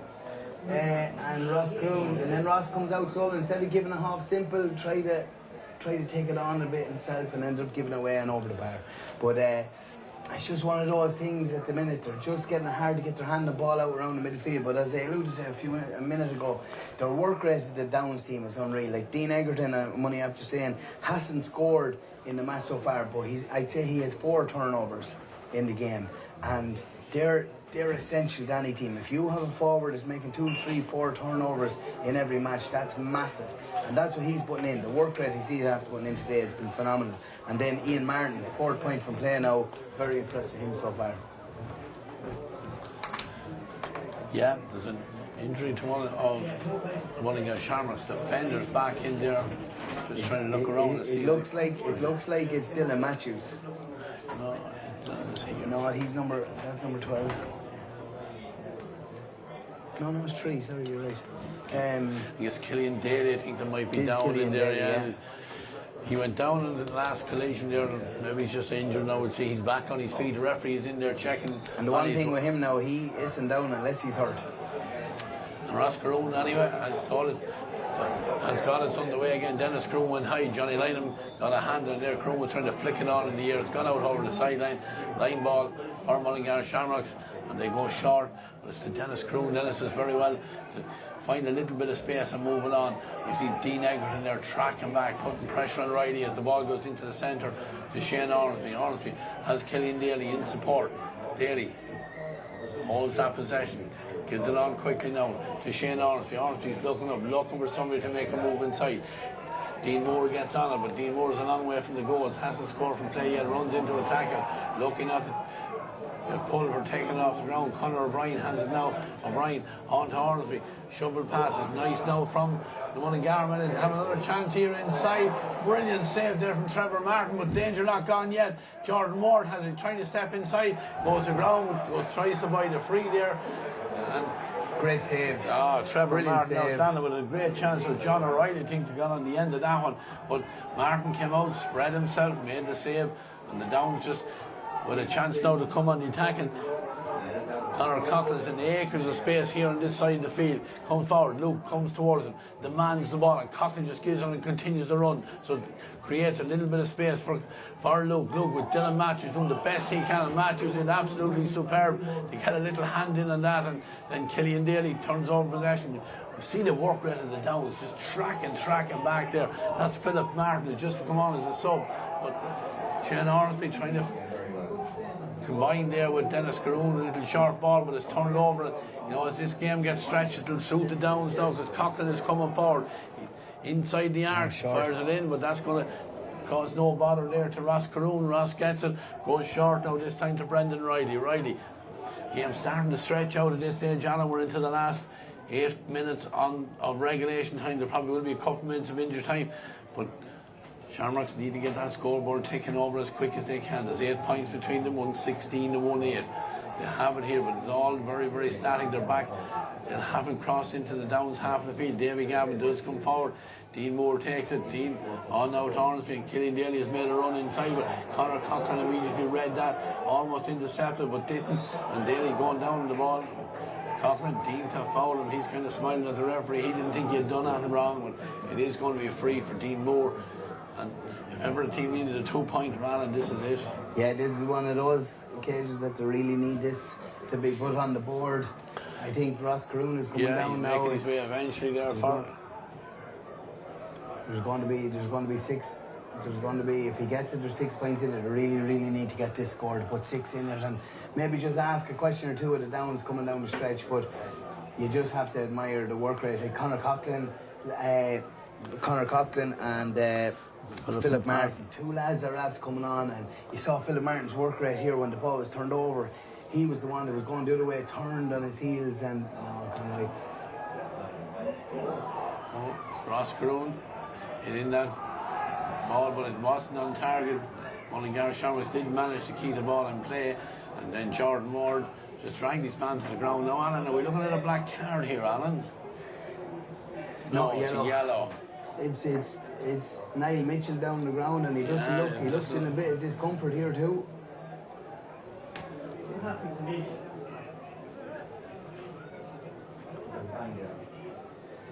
Doesn't look in good shape now, to be fair.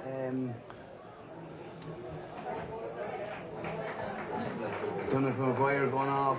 Yeah, Donald Maguire and Killian Killian Daly. Daly. I tell you one thing, the Mullingar Shamrocks, the work rate and the effort of Killian Daly for a man also probably the wrong side of 30 has put into anything that was asked for him, be from a defensive point of view or out around the middle. He was one of these lads that was on everything. You'd have to admire the man with the way he put his body on the line today. Concerning there for Niall Mitchell. Yeah, the corner Dylan Carroll here, number 21, is going to come on for him by the looks of things, but... Yeah, 2 subs from Mullingar. Lorcan Smith wearing the number 20 has just been introduced, as has the number 21, Conor Hanlon. 2 players replaced, Donald Maguire and Killian Daly, as Alan already said. And so, going to come in, Dylan Carroll wearing the number 21 jersey is going to come in for Niall Mitchell. For Niall Mitchell. That's disappointing for Niall Mitchell. It's great to see him back on the field, but unfortunately for him now. That's big now, because I say, what, there's 6 minutes to go, or geez, the goalie's after giving this one away. No, well won. No. Ball has gone out over the sideline. That was Dylan Carroll. That's an awful lot of him when he's first involved in the play. He's still out there, and Lorcan Smith is going to get turned over here to down. You can see the hunger, because Carroll goes on to that ball again. Doesn't get into his hand, but Kevin Sullivan does. And Sullivan trying to get away from John O'Reilly. Carries it forward. Pulled to the ground. The referee does blow the whistle. This time it's going to be a free. This free on the 45-metre line. To suit a left for the kicker, and Luke is just slowing everything down. He knows the clock is well in the Downs' favour. 25 and a half minutes gone in the second half. 116 to 1-8, and Luke with a chance to probably put the cherry on the icing on the cake at this stage, Alan, with a 2-point. Yeah, if this goes over, you could say nearly, even though there is 5+ injury left, you could say that the game is probably as good as over. Luke absolutely fires it in, no problem with either distance or accuracy.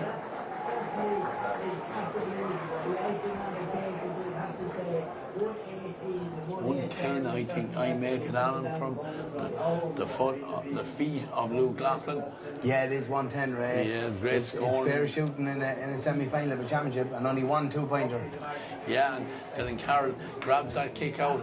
Luke's not finished yet. He's going to try and add to that. He's coming inside. Is he going to take another 2-pointer? No, because they give it to Philip Martin. Philip from outside the arc as well. He fires this one in, and that one, Ross Groom wasn't too sure about it, but it just... I think it was Ian Martin, Ray, took that shot, yeah. Nice. You couldn't really blame him. You couldn't really blame him for having a pot at it. He's after scoring 4 from play already. Yeah. It was well in his range. Unfortunately, he just tailed off to the left. Yeah. Round of applause for Niall Mitchell as he makes his way off. Hopefully, it seems to be moving a little bit freer there, but it's been disappointing for him because he's really struggled with injuries of late. So I wish him the best of luck now as he tries to get ready and fit for a county final in 2 weeks' time. Downs have won the kick out again. Ian Martin very much involved throughout this, and Kieran Nolan pulls an awful lot of strings for his side. He's available at every opportunity to take a pass. And if there's anyone in trouble, Johnny Lyndon gets benefits this time, and Billy Moffat with a lovely punted ball inside, and Luke in now to Conor Coughlin. Coughlin inside, decides no need to be greedy, just taps down with his fist over the bar. Lovely score there from Conor Coughlin. Conor Coughlin, you know, I suppose the good thing for the Downs, Alan, and we've alluded to it at different times throughout the championship, they've huge strength and depth in that panel, and the likes of Conor Coughlin has been a starter for so long. You know, we haven't Andrew Kilmartin involved at all today. Like, he'll be hoping to put more pressure on these lads as well. But it's a great way to be when you have that, you know, players fighting for positions. Yeah, and that's the thing, and they're so athletic. That's the one good thing that I can see with the Downs, is they're so physically strong and athletic. And the other thing there, Luke took that last ball there, and everyone in the whole place thought he was going to go himself, and instead he slipped the ball through to Conor Coughlin. Easy point, back we go, get back at it again. Yeah, they have possession again as well. They won it back there from a ball punted down by Mullingar a little bit aimlessly, and Kevin Sullivan with possession now, and just slowing it right down over there. Ball kicked across here. Coughlin, he's been involved in a lot of good things. He has the confidence just to look up and looking for Dylan Carroll. Dylan just allowed that one to go through, and injury there to one of the Mullingar players going down. I don't think it's Brian Gear, but Davy Gavin takes the free in a hurry and sets it in motion again, and Larkin Smith back into Dennis Croon. Croon reaches out and grabs the ball. He's looking up. Who's going to make themselves available? Jordan Ward. Ward combining now with Dean Moore. Dean with the right foot, but I think that just about typifies the day for Mullingar Shamrocks. Early in the year they were going over, but this time to the right and wide. Johnny Lynham, it looks like he's going to be replaced here now by the number 23. That's Dan O'Callaghan. Yeah, well, it's a Downs party at this stage now. You need to look after their star players. Like, here's one lad coming off that's after been immense around the middle of the field. Like, the big thing that I found with Mullingar Shamrocks last day is they were so on top around the middle of the field that wasn't even funny. But I tell you what, Jonathan Lynham will pay to that today. Absolutely. Trevor Martin with the kick out again. Didn't just catch it as way he wanted to, but Paddy Fagan couldn't hold it, and was a tug back there on the Mullingar man as they were trying to get away with that possession. Conor O'Brien takes the free quickly over to Conor Hanlon. Hanlon gives it inside. Paddy Fagan thought about the 2-pointer, but great defending there by Charlie Drum. Made sure he couldn't take the shot on, and now Shamrocks have to try and get through a different angle, and the ball looking for Shane Ormsby, and just a yard or two too much on it now, and the Downs turn around, and Billy Moffat at 2 minutes of additional time is going to be the call. Here's Conor Coughlin again, quick ball in as far as Luke, who knocks it down. Now almost worked on. Now a high tackle there by Luke, a little bit of frustration there, but fairness to Brendan O'Reilly, he's coming forward, didn't go down, didn't make a meal of it, and now Dylan Matthews. Dylan driving down the centre.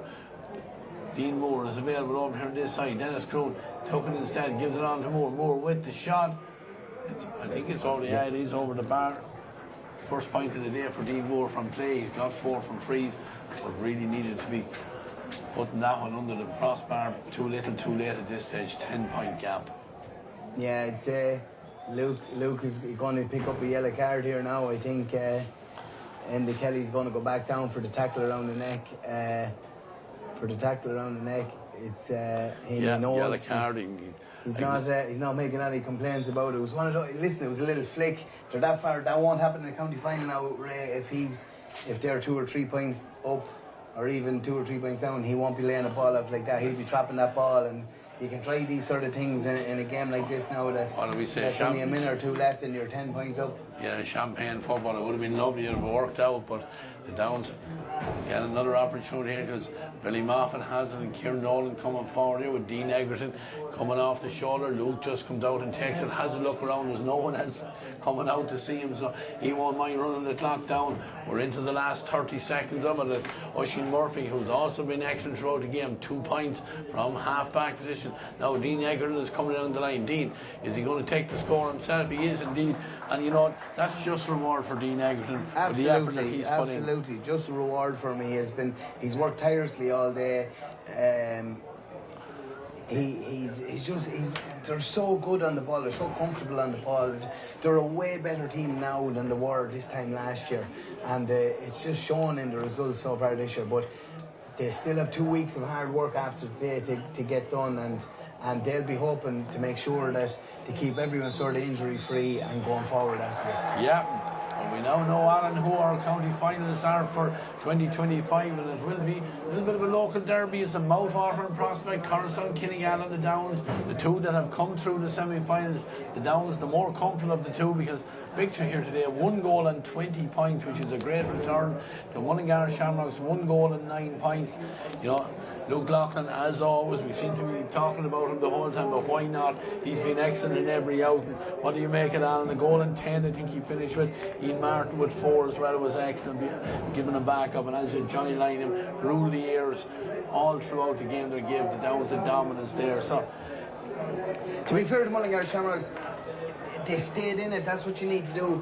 They're like, I know they've 3 or 4 older lads, but at the same time they're a very young team other than them 3 or 4 lads, and they just needed to stay in the game, and they did for as long as it's just the 10 minutes after half time that when you get 5 or 6 points down against a team like the Downs, you're not going to pull it back, unfortunately, and that's the way things go, unfortunately for them. But at the same time, I think Micheál Burke could be delighted with the year that they're after having. To get to the semi-final in his first year in charge, he can build on that. They have a really, really good under-18 team this year. they'll hope to take a couple of lads off that next year and try and break them in. Maybe get them into the team, in and around the team anyway, over the next 9, 10, 11 months, and hopefully that some of them lads can come and make this team even better next year. So that's their plan. One of their young players, and we have to mention him, and we've seen him throughout the year, was outstanding underage player, is Ryan Kelly. I spoke to him just before the game started down on the pitch, and he's going in for an operation on the old dreaded cruciate ligament. So he knows he's gone for the year, but he'll be back next year. He's one of their brightest prospects as well, and we wish him the best luck as he heads towards operation and rehab time. But today is all about the Downs, Alan. I suppose they came in, the pressure was on them because everyone said Mullingar had a free shot, but the Downs coped so well with that. They're like a well-oiled machine here now, and Carson Kinnigan, Jack Coney, he'll sit down with his team, he'll try to devise a plan to stifle them, but they'll attack you from every angle. Yeah, they will, but there's no better man than Jack Coney to sort of try and come up with a plan that'll stop these lads from playing. But the unfortunate part for Kinnigan is that, if you look throughout the scores, I think Lorcan Mullen is the only one that didn't score from play today. Yeah. But I doubt his job is scoring from play. There was 110 from Luke, 4 points from Ian Martin, 2 points from Mushy Murphy in the backs, Kevin O'Sullivan, Dean Eggert and Tom Chute, a point each, and Conor Coughlin come off the bench to score another point. They have a threat all over the pitch. Yeah, and they just need to. The Downs need to keep it now and make sure that their heads are right going into the final, because as we all know, how many times we've seen it down through the past, the team that has been flying throughout the whole year could be the ones that don't be flying today at the county final, and that doesn't help. But Dermot Power, he'll know that, he's experienced as well to know all of that, and he'll have them grounded. They're over there doing their warm down. They'll know there's not one here either, but look, they have mission accomplished as far as they're concerned for today's game. They're in the county final. That'll be on in 2 weeks, Alan. Hopefully we'll cover it here on ERV TV. For now, myself and yourself, we're going to put back on our small ball hats. You're out of the next weekend. We'll be live on ERV TV for the county hurling final between Castlongegan and Lockley and Gales. I think the minor final possibly as well, and senior B final between Oliver Plunkett's and Delvin on the Saturday, and that'll be preceded by the intermediate final between St. Bridget's and Shorn. So next weekend for our viewers on ERV TV, wherever you are in the world, we'll be on the small ball game at hurling final weekend in Westmeath. So for today, from Alan, thank you very much for joining me on co-com. The two Pauls did the intermediate game. Ollie Gallagher has been on the commentary, and Mark Pittman has been on the desk over in Birmingham. We hope you enjoyed our coverage of the two semi-finals today and yesterday. It is the Downs we're going to go through. They'll play Carson Kinnigan in 2 weeks' time in local derby, and what a game to look forward to. But for now, I'll say goodbye, Ray Gavin, and we'll see you all next weekend.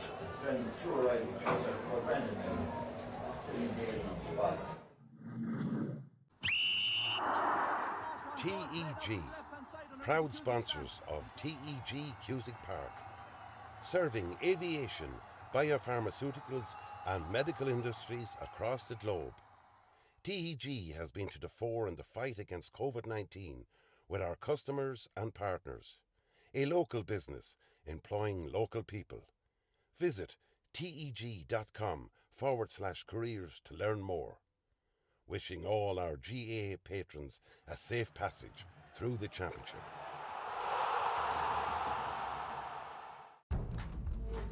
Seven's Coaches, proud sponsor of Westmeath GAA Hurling Championships.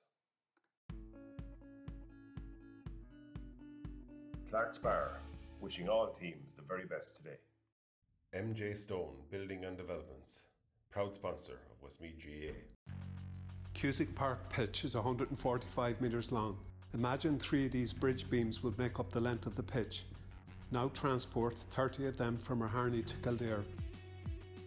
A challenge overcome by a great team with the support of a great community. My name is Pat Barrett, Project Manager, Shay Murtagh Precast.